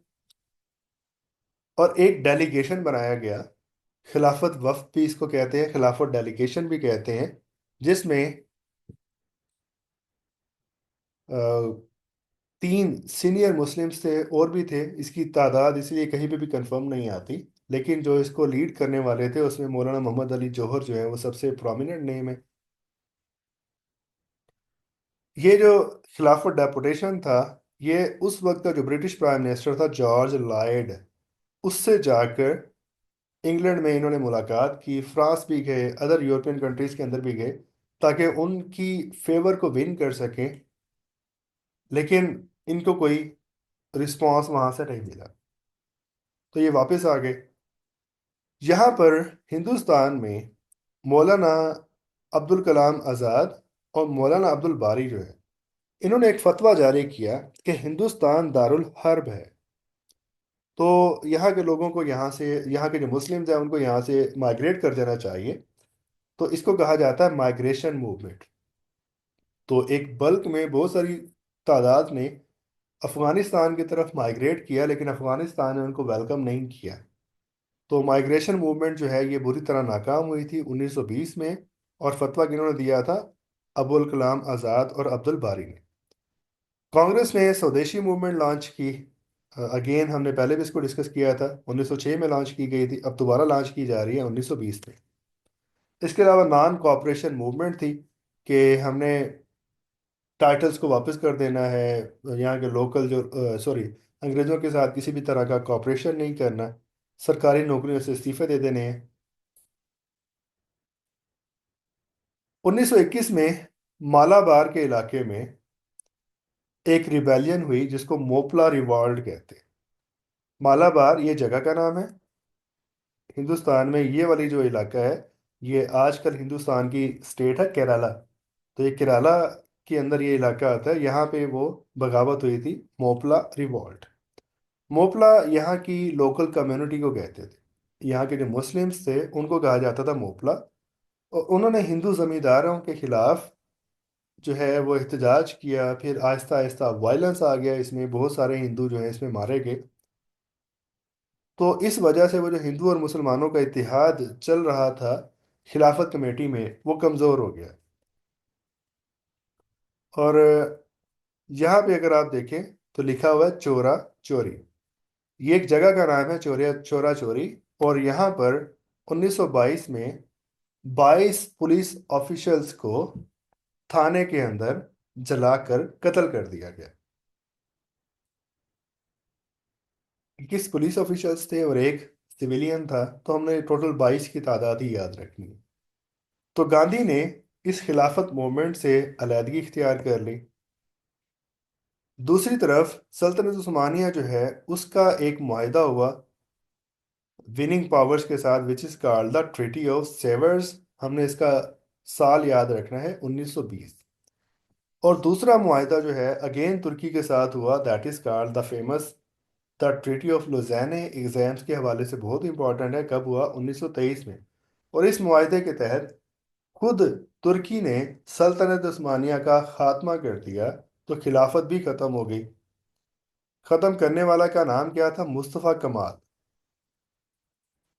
आखिरी तुर्की सुल्तान कौन था? सुल्तान अब्दुल मजीद टू। और खिलाफत 1922 से ख़त्म हो रही थी। प्रॉपर कब ख़त्म हुई? 1924 में ख़त्म। ट्रीटी ऑफ सेवर्स कब हुआ? 1920। Treaty of Lausanne 1923। सुल्तान अब्दुल मजीद टू कौन है? आखिरी उस्मानी खलीफा। और खिलाफत प्रॉपर ख़त्म कभी 1924 में किसने ख़त्म की? मुस्तफ़ा कमाल ने ख़त्म की। तो भाई पहला हिस्सा तो खत्म हो गया। कांग्रेस और मुस्लिम लीग ने जो लखनऊ पैक्ट के बाद एक कॉपरेशन डेवलप हुआ था, वो खिलाफत मूवमेंट के साथ आहिस्ता आहिस्ता खत्म हो गया। अब 1927 में मॉन्टेगो चेम्सफोर्ड रिफॉर्म्स के मुताबिक 10 साल होने वाले थे, तो नई रिफॉर्म्स आनी थी। तो किस तरह की रिफॉर्म्स लानी थी? यहाँ की जो हुकूमतें हैं उनकी परफॉर्मेंस को इवेल्युएट करने के लिए यहाँ पर एक कमीशन आता है अंग्रेजों की तरफ से, जिसमें टोटल 7 लोग हैं। और इस कमीशन को कहा जाता है बच्चों साइमन कमीशन। साइमन कमीशन 1927 में अनाउंस हुआ और हिंदुस्तान आया 1928 में। जबकि साइमन कमीशन की रिपोर्ट 1930 में पब्लिश होती है। तो ये इसके ऊपर 3 क्वेश्चंस: कब अनाउंस हुआ था, कब हिंदुस्तान पहुंचा, और कब इसकी रिपोर्ट पब्लिश हुई। हिंदुस्तान में साइमन को वेलकम नहीं किया गया, बल्कि ये सामने आपको एक बैनर नजर आ रहा होगा, Indian uninvited guest Simon go back. Hindustan के बिन बुलाए मेहमान साइमन वापस चले जाओ। यहाँ के पॉलिटिकल लीडरशिप चाहती थी कि इनको ये अथॉरिटी दी जाए कि ये डिसाइड करें कि किस तरह का कॉन्स्टिट्यूशन बनाया जाएगा। तो इन लोगों ने उसके साथ बिल्कुल भी कोऑपरेट नहीं किया। यहाँ का एक पॉलिटिकल लीडर था लाला लजपत रॉय। ये इन मुजाहिरों में पुलिस के तशद्दुद से इसकी डेथ हो गई। कायदे आजम ने इस अपॉर्चुनिटी को मुसलमानों के लिए कैश करना चाहा, और उन्होंने एक कॉन्फ्रेंस बना बुलाई जिसको कहा जाता है दिल्ली मुस्लिम प्रपोजल्स। ये दिल्ली मुस्लिम प्रपोजल्स कायदे आजम की तरफ से थे। कब हुए? 1927 में हुए। अब कायदे आजम ये कहते हैं यहाँ के लीडर्स को, मुस्लिम लीग के लीडर्स को, कि हम कांग्रेस के साथ सेम पेज पे चलते हैं ताकि हम मैक्सिमम डिमांड्स जो है ना वो अंग्रेज से मनवा सकें। लेकिन कांग्रेस की शर्त थी कि आप सेपरेट इलेक्टोरेट को खत्म कर दें। तो कायदे आजम ने कहा कि ठीक है, हम उसको खत्म कर देते हैं, लेकिन उसके बदले में उनसे कुछ और प्रोटेक्शंस ले लेंगे। तो मुस्लिम लीग का ही एक ग्रुप था जिसने कहा कि हम सेपरेट इलेक्टोरेट पे कभी भी कंप्रोमाइज नहीं करेंगे। ये जो अलग ग्रुप था, ये यहाँ पर मुस्लिम लीग से अलग हो जाता है और मुस्लिम लीग दो हिस्सों में तकसीम हो जाती है। एक हिस्सा कहलाता है शफी लीग और दूसरा हिस्सा जो है वो कहलाता है जिना लीग। तो Shafi league and Jinnah league ये दोनों अलग हो जाती हैं साइमन कमीशन के बाद। शफी लीग है, ये साइमन के साथ कोऑपरेट करती है। पूछा जाता है एग्जाम में कि मुस्लिम लीग का कौन सा हिस्सा साइमन कमीशन से मिला था, तो वो शफी लीग थी, जबकि जिना लीग ने साइमन कमीशन का बायकॉट किया। और दूसरी तरफ बरतानिया में जो secretary of state for India था, यानी कि जो वजीर अमूर हिंद था, लॉर्ड बर्कन हेड, उसकी अच्छी खासी क्लास लगती है पार्लियामेंट कि साइमन के खिलाफ हिंदुस्तान में मुजाहरे हो रहे हैं, उस पर कातलाना हमले हो रहे हैं, तो भाई आपने क्या किया।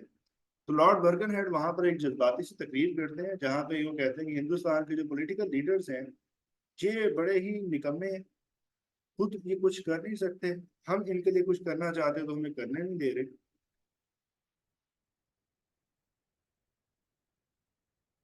जी, शफी लीग जो है ये सेपरेट हो गई थी, लेकिन कुछ अरसे बाद यानी कि 1929 में आई थी नेहरू रिपोर्ट के बाद, ये दोबारा से मुस्लिम लीग में शामिल हो गई। तो मुस्लिम लीग जब 14 पॉइंट्स देते हैं ना कायदे आजम, उस वक्त तक मुस्लिम लीग दोबारा इकट्ठी हो चुकी होती है। तो लॉर्ड बर्कन हेड ने यहाँ के पॉलिटिकल लीडरशिप को निकम्मा कहा था, डायरेक्टली चैलेंज किया था कि ये अपने लिए कानून नहीं बना सकते। तो इसका जवाब यहाँ की लीडरशिप दिल्ली कॉन्फ्रेंस के थ्रू देती है। दिल्ली में 1928 में तमाम पार्टीज को बुलाया जाता है। ये आपके सामने पार्टी के लीडर्स की तस्वीरें हैं। इसको कहा जाता है ऑल पार्टीज कॉन्फ्रेंस, जो कि दिल्ली में हुई 1928 में। पूछा जाता है इसको लीड किसने किया था, तो इसको कांग्रेस के एक लीडर थे M A अंसारी, मोहम्मद अली अंसारी हैं लेकिन इनको in short M A Ansari कहा जाता है। तो इन्होंने इस कॉन्फ्रेंस को लीड किया था और इस कॉन्फ्रेंस में डिसाइड किया गया कि एक कमेटी बना देते हैं। वो कमेटी डिसाइड करेगी कि हमें किस तरह की तजावीज़ अंग्रेज के सामने रखनी है। उस कमेटी के सरबराह मोतीलाल नेहरू थे। तो दो तरह के नेहरू हैं, एक है मोतीलाल नेहरू और दूसरा है जवाहरलाल नेहरू। जवाहरलाल जो है ये बेटा है मोतीलाल का, और मोतीलाल की जो सियासत है ये 1928-29 तक चलती है। उसके बाद सियासत में उसका बेटा इन हो जाता है। तो आप ये समझें कि 1929 तक अगर नेहरू का नाम आएगा तो उसका मतलब होता है मोतीलाल नेहरू, और 1929 के बाद अगर नेहरू का नाम आएगा तो उसका मतलब होता है जवाहरलाल नेहरू। तो नेहरू रिपोर्ट किसने दी, मोतीलाल नेहरू ने दी। और जो जवाहरलाल नेहरू है ये हिंदुस्तान का पहला प्राइम मिनिस्टर बना था, जो कि तकरीबन 17 साल तक 1964 तक ये हिंदुस्तान का प्राइम मिनिस्टर रहा था। अभी जो हिंदुस्तान का गांधी खानदान है ना बच्चों, ये इसी नेहरू खानदान की औलाद है। तो एक साथ लोगों की कमेटी बनाई जाती है जिसको लीड कर रहे हैं मोतीलाल नेहरू, और इसके अंदर दो मुसलमान भी शामिल हैं, अली इमाम और शुएब कुरैशी। तो ये अपनी जो तजावीज़ बनाती हैं उसमें कांग्रेस सेपरेट इलेक्टोरेट से बैकआउट कर जाती है कि सेपरेट इलेक्टोरेट मुसलमानों से वापस ले लिया जाए। मुसलमानों की जो 1/3 रिप्रेजेंटेशन कांग्रेस ने मान ली थी, कांग्रेस उससे भी पीछे हट जाती है और कहती है मुसलमानों को 1/4 रिप्रेजेंटेशन दी जाए। सिंध को बम्बई से अलग करने के लिए वो कहते हैं कि पहले इसको देखा जाए कि क्या सिंध बम्बई से अलग फाइनेंशियली सरवाइव कर जाएगा। अगर कर सकते हैं तो फिर इसको अलग किया जाए। और NWFP में वो कहते हैं कि रिफॉर्म्स लेके आए, तकरीबन बाकी चीज़ें मिलती जुलती हैं।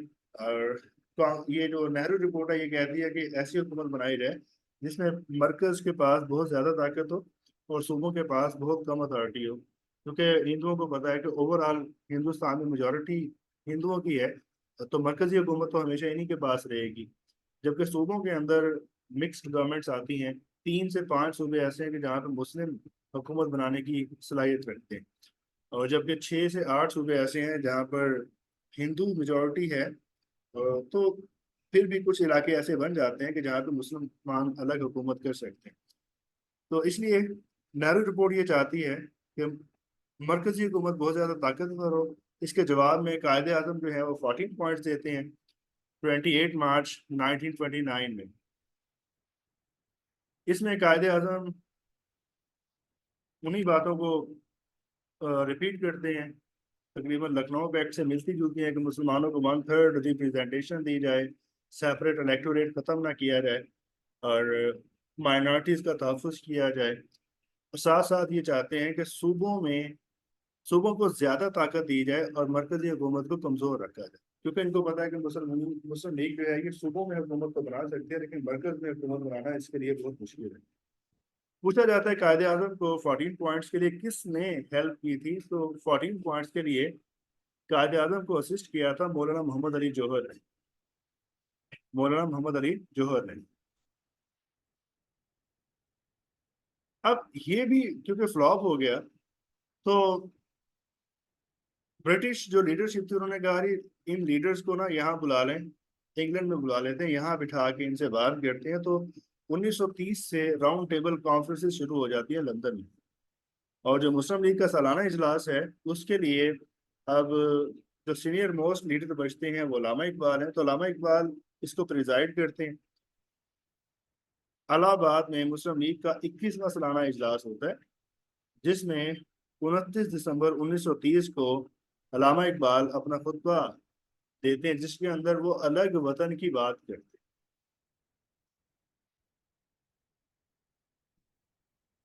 दूसरी तरफ राउंड टेबल कॉन्फ्रेंस शुरू होती है लंदन में, 3 बार ये कॉन्फ्रेंस हुई। तो इसको first, second and third conference कहा जाता है। फर्स्ट 1930 में, सेकंड 31 में, थर्ड 32 में। तीनों कॉन्फ्रेंसेस लंदन में होती हैं। और पूछा जाता है कि उस टाइम ब्रिटिश प्राइम मिनिस्टर कौन था, तो ये रमसे मैकडोनाल्ड था। तो जो कांग्रेस है ना, ये पहली और तीसरी कॉन्फ्रेंस में पार्टिसिपेट नहीं करती, जबकि दूसरी कॉन्फ्रेंस में तकरीबन सारी पॉलिटिकल पार्टीज इसमें पार्टिसिपेट करती हैं। तो सबसे ज्यादा जो फ्रूटफुल कॉन्फ्रेंस थी वो सेकंड थी। पहली दो कॉन्फ्रेंसेस के अंदर कायदे आजम पार्टिसिपेट करते हैं, लेकिन तीसरी में नहीं करते। जबकि अलामा इकबाल जो हैं वो पहली में पार्टिसिपेट नहीं करते, वो हिंदुस्तान में आपको पता है इलाहाबाद एड्रेस करते हैं। जबकि दूसरी और तीसरी कॉन्फ्रेंस में वो पार्टिसिपेट करते हैं। पहली कॉन्फ्रेंस के बाद मौलाना मोहम्मद अली जौहर की डेथ हो जाती है। लंदन में डेथ होती है, लेकिन इनकी ये वसीयत होती है कि इनको यरूशलेम में दफन किया जाए। तो इनको फिर वहां से यरूशलेम लेके जाया जाता है और वहां पे इनको दफन किया जाता है। कांग्रेस ने पहली जो राउंड टेबल कॉन्फ्रेंस है उसमें पार्टिसिपेट नहीं किया था, क्योंकि यहाँ पर हिंदुस्तान में कांग्रेस की जो लीडरशिप थी वो साल्ट मार्च कर रही थी। साल्ट, नमक, तो इसको नमक वाला मार्च कहते हैं, जिसको गांधी लीड कर रहे थे। ये नमक के ऊपर हुकूमत की तरफ से लगाए गए टैक्सेस के खिलाफ एक मार्च था, जिस पर इनकी लीडरशिप को पकड़ लिया जाता है, कैद में डाल दिया जाता है। और फिर फर्स्ट राउंड टेबल कॉन्फ्रेंस के बाद जो हिंदुस्तान का वाइसराय है लॉर्ड इरविन, उसको ये टारगेट दिया जाता है कि वो कांग्रेस के लीडर्स को मना ले। तो 1931 में गांधी का इरविन के साथ मुआहिदा होता है, जिसको कहा जाता है गांधी इरविन पैक्ट। तो कांग्रेस के लीडर्स को फ्री कर दिया जाता है, जिन पे मुकदमे होते हैं मुकदमात को खत्म कर दिया जाता है। यूं कांग्रेस को मना लिया जाता है कि वो सेकंड राउंड टेबल कॉन्फ्रेंस में पार्टिसिपेट करे। लेकिन सेकंड राउंड टेबल कॉन्फ्रेंस जो कि 1931 में हुई, उसके बाद कायदे आजम डिसअपॉइंट हो जाते हैं और वो सेल्फ एग्जाइल में चले जाते हैं। तो कायदे आजम सेल्फ एग्जाइल में 3 साल रहते हैं, 1931 से लेकर 1934 तक। और कायदे आजम को सेल्फ एग्जाइल से वापस लाने वाले दो मेन करेक्टर्स हैं, एक है अलामा इकबाल और दूसरा लियाकत अली खान। अगर एक करेक्टर कहा जाए तो इसका जवाब होगा अलामा इकबाल। अब सेकंड राउंड टेबल कॉन्फ्रेंस में एक नया इशू क्रिएट होता है कि हिंदू जो लो कास्ट के हिंदू है वो कहते हैं, भाई हमारा तो सारा सिलसिला ही अपर कास्ट से हटकर है, हम तो उनके साथ शादियां नहीं कर सकते, इकट्ठे खाना नहीं खा सकते, तो हमें भी आप माइनॉरिटी ही कंसिडर करें और हमें भी सेपरेट इलेक्टोरेट दें। तो जो कांग्रेस की लीडरशिप है वह कहती है कि इससे हिंदू जो है वो डिवाइड हो जाएंगे और इनकी ताकत कमजोर हो जाएगी। तो यहाँ पर एक एग्रीमेंट होता है that we call the Poona Pact. Poona Pact जो है ना बच्चों, ये लो कास्ट हिंदू जिनको हम अछूत कहते हैं और जो अपर कास्ट के हिंदू हैं, इनके दरमियान एक मुआहदा है। लो कास्ट के हिंदू जो हैं इनको रिप्रेजेंट कर रहे हैं डॉक्टर अंबेडकर, और जो अपर कास्ट के हिंदू हैं इनको रिप्रेजेंट करते हैं मदन मोहन मालवीय। फिर 1932 में अंग्रेज खुद से एक फार्मूला दे देते हैं, that we call the communal awards of 1932, जिसके अंदर तय किया जाता है कि सिखों को भी हम सेपरेट इलेक्टोरेट दे देंगे और लो कास्ट के हिंदुओं को भी दे देंगे, इसके अलावा जो क्रिश्चियंस हैं उनको भी दे देंगे। तो ऐसे डिफरेंट जो कम्युनिटीज हैं उनके लिए सेपरेट इलेक्टोरेट अनाउंस किया जाता है थ्रू कम्युनल अवार्ड्स इन 1932। बस आपने इसका टाइम याद रखना है कि कम्युनल अवार्ड्स कब हुए थे, 1932 में हुए। पूना पैक्ट जो है ये भी 1932 में, मतलब ये सेकंड राउंड टेबल कॉन्फ्रेंस के बाद हो रही है और थर्ड से पहले पहले इनको कंडक्ट करना है।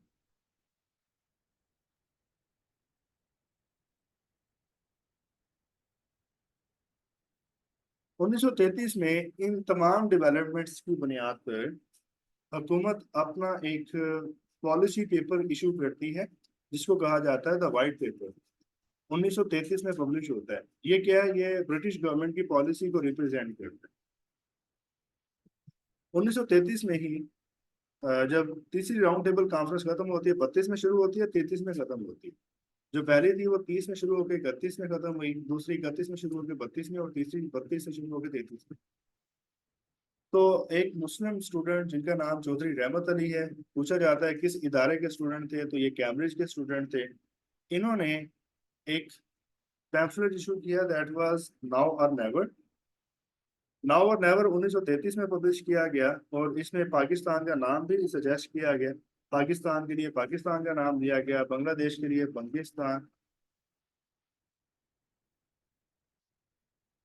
और दरमियान के जो मुसलमान इलाके हैं उनके लिए उस्मानिस्तान का नाम दिया गया।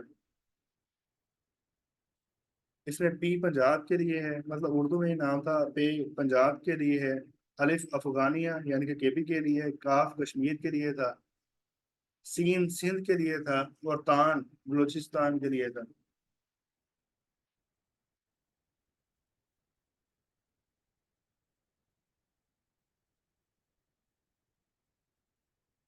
अब इन तमाम डेवलपमेंट्स की बुनियाद पर बच्चों गवर्नमेंट ऑफ इंडिया एक्ट आ जाता है 1935 का।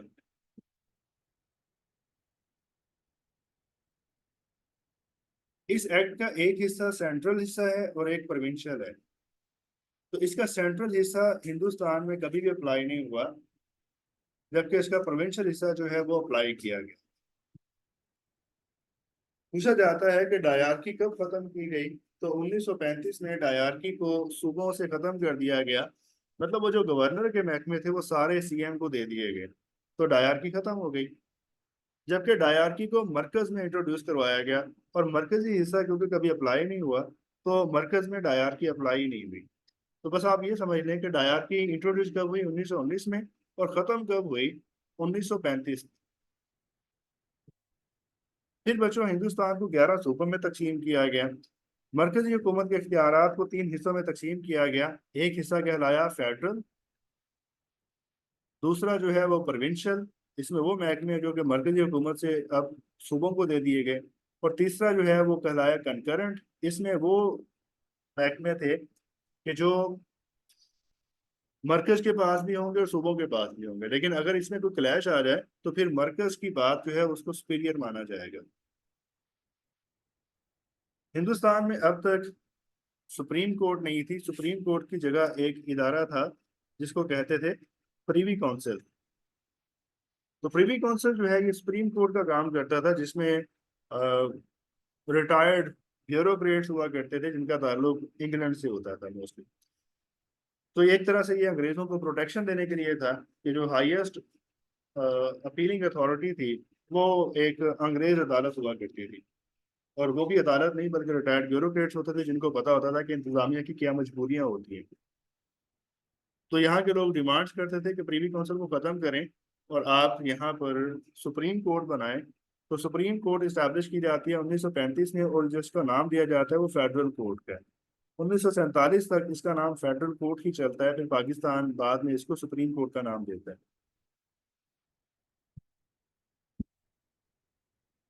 इस एक्ट के तहत बच्चों कांग्रेस, सॉरी, इस एक्ट के तहत इंतखाबात होते हैं 1937 के। जिनमें कांग्रेस वाजे मेजोरिटी ले जाती है, जबकि मुस्लिम लीग को मुसलमानों की भी सिर्फ 20% सीटें मिलती हैं। तो कांग्रेस हिंदुस्तान के 11 में से 8 सूबों में हुकूमत बनाती है। 6 में बिल्कुल इंडिपेंडेंट गवर्नमेंट होती है और 2 में इत्तेहादी हुकूमत होती है। जबकि पंजाब में यूनियनिस्ट पार्टी की हुकूमत थी, सिंध में यूनाइटेड पार्टी की हुकूमत थी, और बलूचिस्तान में इलेक्शंस नहीं हुए थे।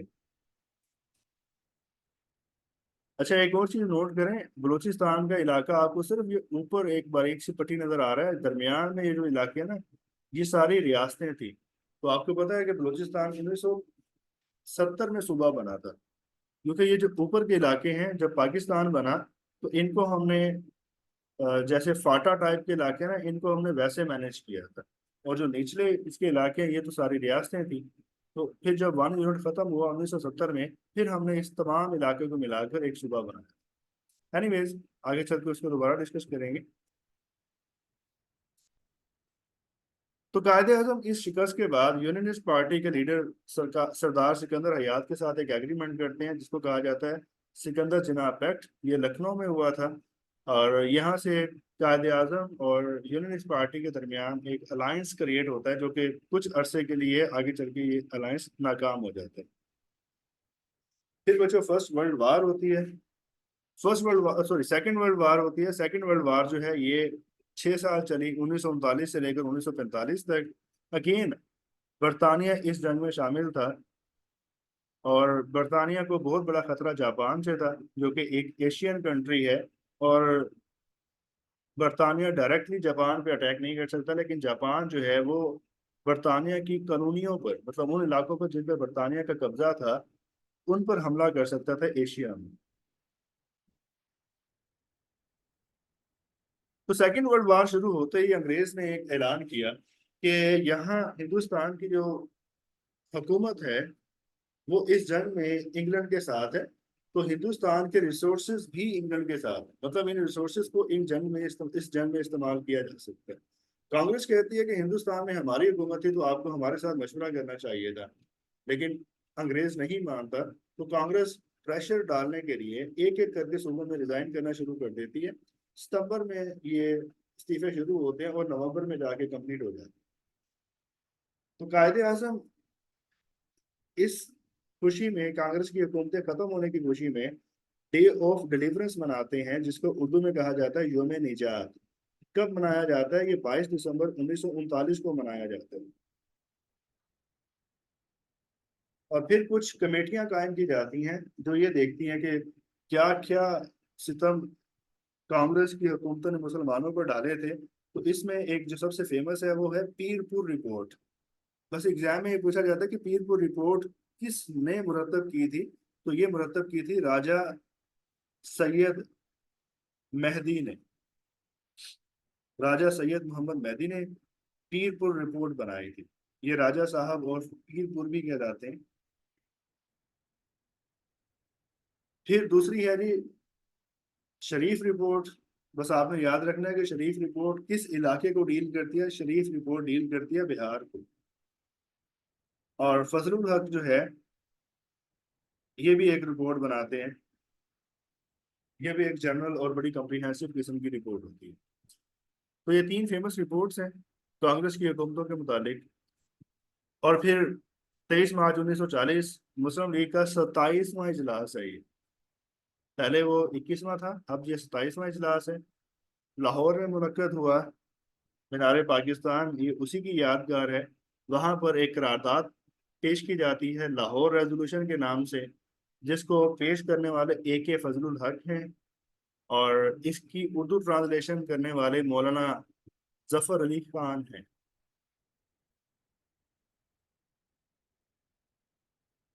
और मुस्लिम लीग जो है उसने 1941 में इस करारदाद को अपने आइन का हिस्सा बना दिया।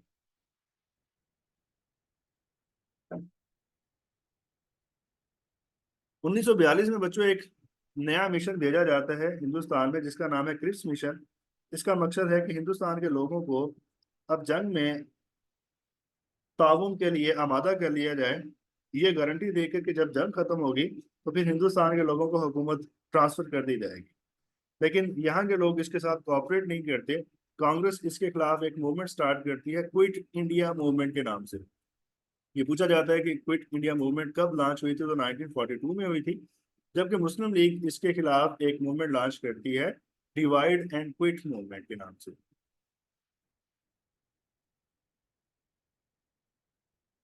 1943 में ये नारा लगाया जाता है, पाकिस्तान का मतलब क्या, ला इलाहा इल्लल्लाह, 1943 में। और 1944 में सी आर आचार्य, ये हिंदुस्तान का दूसरा गवर्नर जनरल भी है। ये जो आचार्य है, राजगोपाल आचार्य, ये हिंदुस्तान का दूसरा गवर्नर जनरल है। पहला लॉर्ड माउंटबेटन था और दूसरा सी आर आचार्य। हिंदुस्तान में दो ही गवर्नर जनरल आए थे, जबकि पाकिस्तान में चार आए थे। तो ये गांधी को आमादा करते हैं कि गांधी को कायदे आजम के साथ मुलाकात करनी चाहिए, क्योंकि मुसलमानों का अगर कोऑपरेशन इनके साथ ना हो तो ये अंग्रेजों को फोर्स नहीं कर सकते। तो इसी वजह से कायदे आजम और गांधी में मुलाकात होती है, जिसको गांधी जिना टॉक्स कहते हैं। ये सेशन जो है ये बम्बई में हुआ 1944 में। लेकिन इसका भी कोई रिजल्ट नहीं निकला। गांधी कहते थे कि आप हमारे साथ कोऑपरेट करें अंग्रेजों को निकालने के लिए, उसके बाद बैठ के हम हिंदुस्तान के मुस्तकबिल का फैसला करेंगे। जबकि कायदे आजम कहते थे कि पहले हमें गारंटी मिलनी चाहिए कि पाकिस्तान बनाया जाएगा, फिर उसके बाद हम किसी के साथ कोऑपरेट करेंगे।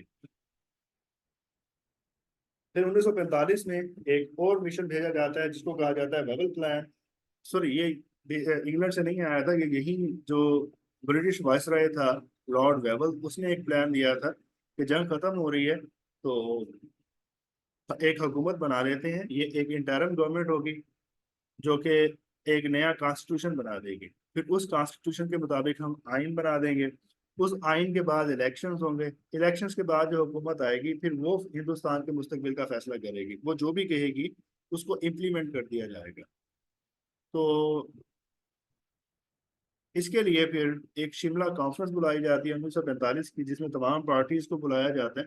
और ये कहा जाता है कि टोटल 14 मिनिस्ट्रीज होंगी, जिनमें से 5 मिनिस्ट्रीज मुसलमानों की होंगी। उन 5 मिनिस्ट्रीज में से 4 मिनिस्ट्री मुस्लिम लीग के पास होगी और एक जो है वो यूनियनिस्ट पार्टी को दी जाएगी। लेकिन कायदे आजम कहते हैं कि हम 5 की 5 मिनिस्ट्रीज जो है ना वो मुस्लिम लीग के पास होंगी, क्योंकि यही मुसलमानों की वाहिद नुमाइंदा जमात है। On the other hand Congress कहती है कि या तो ये 5वीं मिनिस्ट्री हमें दी जाए, या ये 5वीं मिनिस्ट्री जो है वो यूनियनिस्ट पार्टी को दी जाए। मुस्लिम लीग नहीं मानती, तो एक डेड लॉक क्रिएट हो जाता है। और फिर कायदे आजम कहते हैं कि इसका सोल्यूशन ये है कि आप इलेक्शंस पहले करवा लें। इलेक्शंस करवा लें, इलेक्शंस के बाद फिर जो पार्टी जितनी सीटें लेगी उसके मुताबिक हम डिसाइड कर लेंगे। तो कायदे आजम का ये चैलेंज था, जिसकी बुनियाद पे 1945-46 के इलेक्शंस हुए थे। इन इलेक्शंस में मुसलमानों की जो सीटें हैं, मरकज में मुसलमानों की सीटें हैं 30। तो Muslim League 30 out of 30 seats win कर जाती है। तो वो जो 5 मिनिस्टर्स की सीटें हैं, वो मरकज की सीटें थी, वो तो अब सारी मुस्लिम लीग को मिलेंगी। सूबों में 495 में से 429 सीटें मुस्लिम लीग ने विन की। जबकि कांग्रेस ने भी मरकज में अच्छी खासी प्रोग्रेस दिखाई और 70 सीटें टोटल थी, उसमें से 57 सीटें कांग्रेस ने विन की। अब दोनों ये जो राइवल पार्टीज हैं, इनको अपने अपने लोगों की तरफ से अच्छी खासी सपोर्ट मिल गई। ये सिनेरियो बना जो आपके सामने है। अब ये जो 3 ग्रीन कलर के सूबे हैं, यहाँ पे मुस्लिम लीग की हुकूमत बन रही है। और ये जो 7 सूबे हैं येलो ब्लू कलर के, स्काई ब्लू, यहाँ पर कांग्रेस की हुकूमत बनी। और बलूचिस्तान में अभी भी इलेक्शंस नहीं हुए थे। इलेक्शंस के बाद कायदे आजम मुसलमान लीडर्स को दिल्ली में इकट्ठा करते हैं और उनसे कहते हैं कि भाई हलफ दें कि आप लोग अब पाकिस्तान की डिमांड से पीछे नहीं हटेंगे, कि लोगों ने हमें वोट पाकिस्तान के नाम पर दिया है, तो आप कंप्रोमाइज नहीं करेंगे। तो वो लोग वहां पे हलफ देते हैं, that is called Delhi Muslim convention. फिर 1946 में एक नया प्लान दिया जाता है, जिसको कहा जाता है कैबिनेट मिशन प्लान। अब ये जो कैबिनेट मिशन प्लान है ना बच्चों, इसको भी लॉर्ड साइमन ही, सॉरी क्रिप्स, जो 1942 में आया था, वही इसको लीड कर रहा होता है। ये एक फार्मूला देते हैं जिसमें हिंदुस्तान के सूबों को तीन ग्रुपों में तकसीम किया जाता है, ग्रुप ए, बी और सी। ये जो आपके सामने ये वाला ग्रीन कलर है ना, ये हो गया ग्रुप ए। ये वाला जो ग्रीन है, ये ग्रुप बी। और ये वाला जो दरमियान में रेड कलर का, ये सी। जो येलो कलर है ना, ये रियासतें हैं हिंदुस्तान में, जो जिनको देसी रियासतें भी कहा जाता है। तो ये तकरीबन 542, 562 के करीब ये रियासतें हैं। इन पर तो क्योंकि मरकज वाला जो आइन का हिस्सा था वो अप्लाई नहीं हुआ था, तो इन रियासतों पर तो कोई कानून अप्लाई नहीं होता था। तो ये जो ग्रुप ए है, ये मुस्लिम मेजोरिटी वाले सूबे हो गए। ग्रुप बी में तकरीबन इक्वल थे मुस्लिम और हिंदू। और जो ग्रुप सी है, ये हिंदू मेजोरिटी के सूबे बन गए। अब प्लान ये था कि 10 साल तक ना ये तीन ग्रुपिंग्स रहेंगी। फिर 10 साल बाद अगर कोई ग्रुप चाहे तो वो अलग हो सकता है। और अगर कोई सूबा कहता है कि मैंने अपना ग्रुप चेंज करना है, तो वो भी कर सकता है। और अगर कोई सूबा कहे कि मैंने बिल्कुल अलग होना है, तो वो भी हो सकता है। मतलब 10 साल बाद कोई सूबा जिस तरह की भी चेंजेस चाह रहा होगा तो वो कर सकता है। लेकिन 10 साल के लिए आपको इसी सेटल में रहना होगा। तो मुस्लिम लीग ने इसको इमीडिएटली रिजेक्ट कर दिया कि इसमें पाकिस्तान की कोई गारंटी नहीं थी। लेकिन बाद में फिर मुस्लिम लीग ने इसको एक्सेप्ट कर लिया, ये सोच के कि चलो 10 साल बाद ही सही, 10 साल बाद पाकिस्तान बन सकता है। जबकि कांग्रेस ने इसको रिजेक्ट कर दिया कि इसके अंदर 10 साल बाद सेपरेशन अलाउ कर दी गई है। बच्चों, इसी एक्ट में ये कहा गया था कि जो पार्टी इस प्रपोजल को रिजेक्ट कर देगी, उसको हुकूमत में शामिल नहीं किया जाए। और जो पार्टीज इसको एक्सेप्ट करेंगी, उनकी हुकूमत बना दी जाएगी। अब मुस्लिम लीग ने एक्सेप्ट कर लिया था, कांग्रेस ने नहीं किया था, तो होना ये चाहिए था कि मुस्लिम लीग की हुकूमत बना दी जाए। लेकिन अंग्रेज जो है वो कांग्रेस को सेटिस्फाई करने लगे और उनको कन्विंस किया कि आप हुकूमत बना रहे हैं, हुकूमत बनाने के बाद आप आइन को अमेंड कर सकते हैं। तो आप 10 साल तक चलने दें सिस्टम को, और 10 साल पूरे होने से पहले आप आइन को अमेंड करके वो जो सेपरेशन वाली क्लॉज है उसको खत्म कर दीजिएगा। तो यूं कांग्रेस जो है वो समझ गई, कांग्रेस भी हुकूमत का हिस्सा बन गई।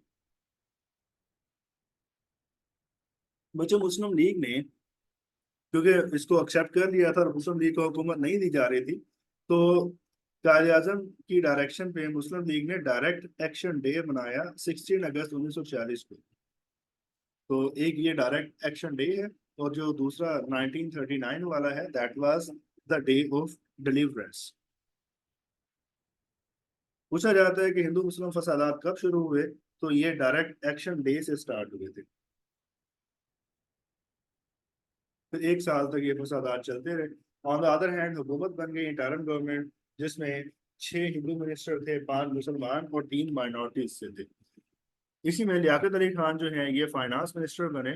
और इन्होंने बजट दिया था जिसको कहा जाता है पुअर मैन्स बजट। इसमें गरीब आदमी पे कोई टैक्स नहीं था, जबकि अमीरों पर टैक्स लगाया गया था। तो इसको पुअर मैन्स बजट कहा जाता है।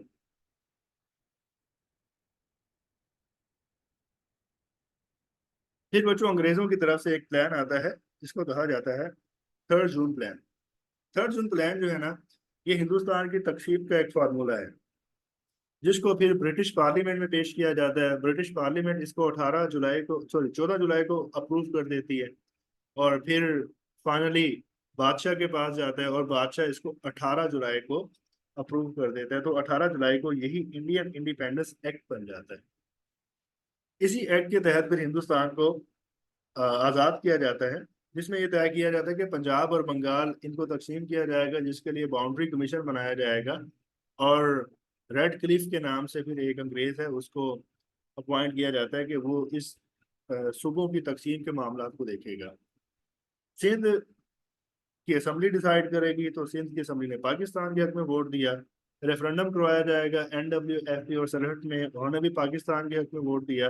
बलोचिस्तान का शाही जिरगा डिसाइड करेगा, तो उसने भी पाकिस्तान के हक में फैसला किया। जबकि 562 जो रियासतें हैं वो अपने मुस्तकबिल का फैसला खुद करेंगी। तो उसमें से कोई 14 के करीब रियासतें पाकिस्तान में शामिल हुई थी, बाकी इंडिया में चली गई थी। जब तक ये अपना कोई आइन नहीं बना लेंगे, तो ये बरतानिया के मातहत ही रहेंगे। और ये गवर्नमेंट ऑफ इंडिया एक्ट 1935 के थ्रू गवर्न होंगे, तो वो पाकिस्तान का पहला इंटरिम कॉन्स्टिट्यूशन था। फिर बच्चों इसी एग्रीमेंट के तहत 15 अगस्त 1947 को ट्रांसफर ऑफ पावर्स होता है। अब नेक्स्ट लेक्चर में ना हम यहीं से स्टार्ट करेंगे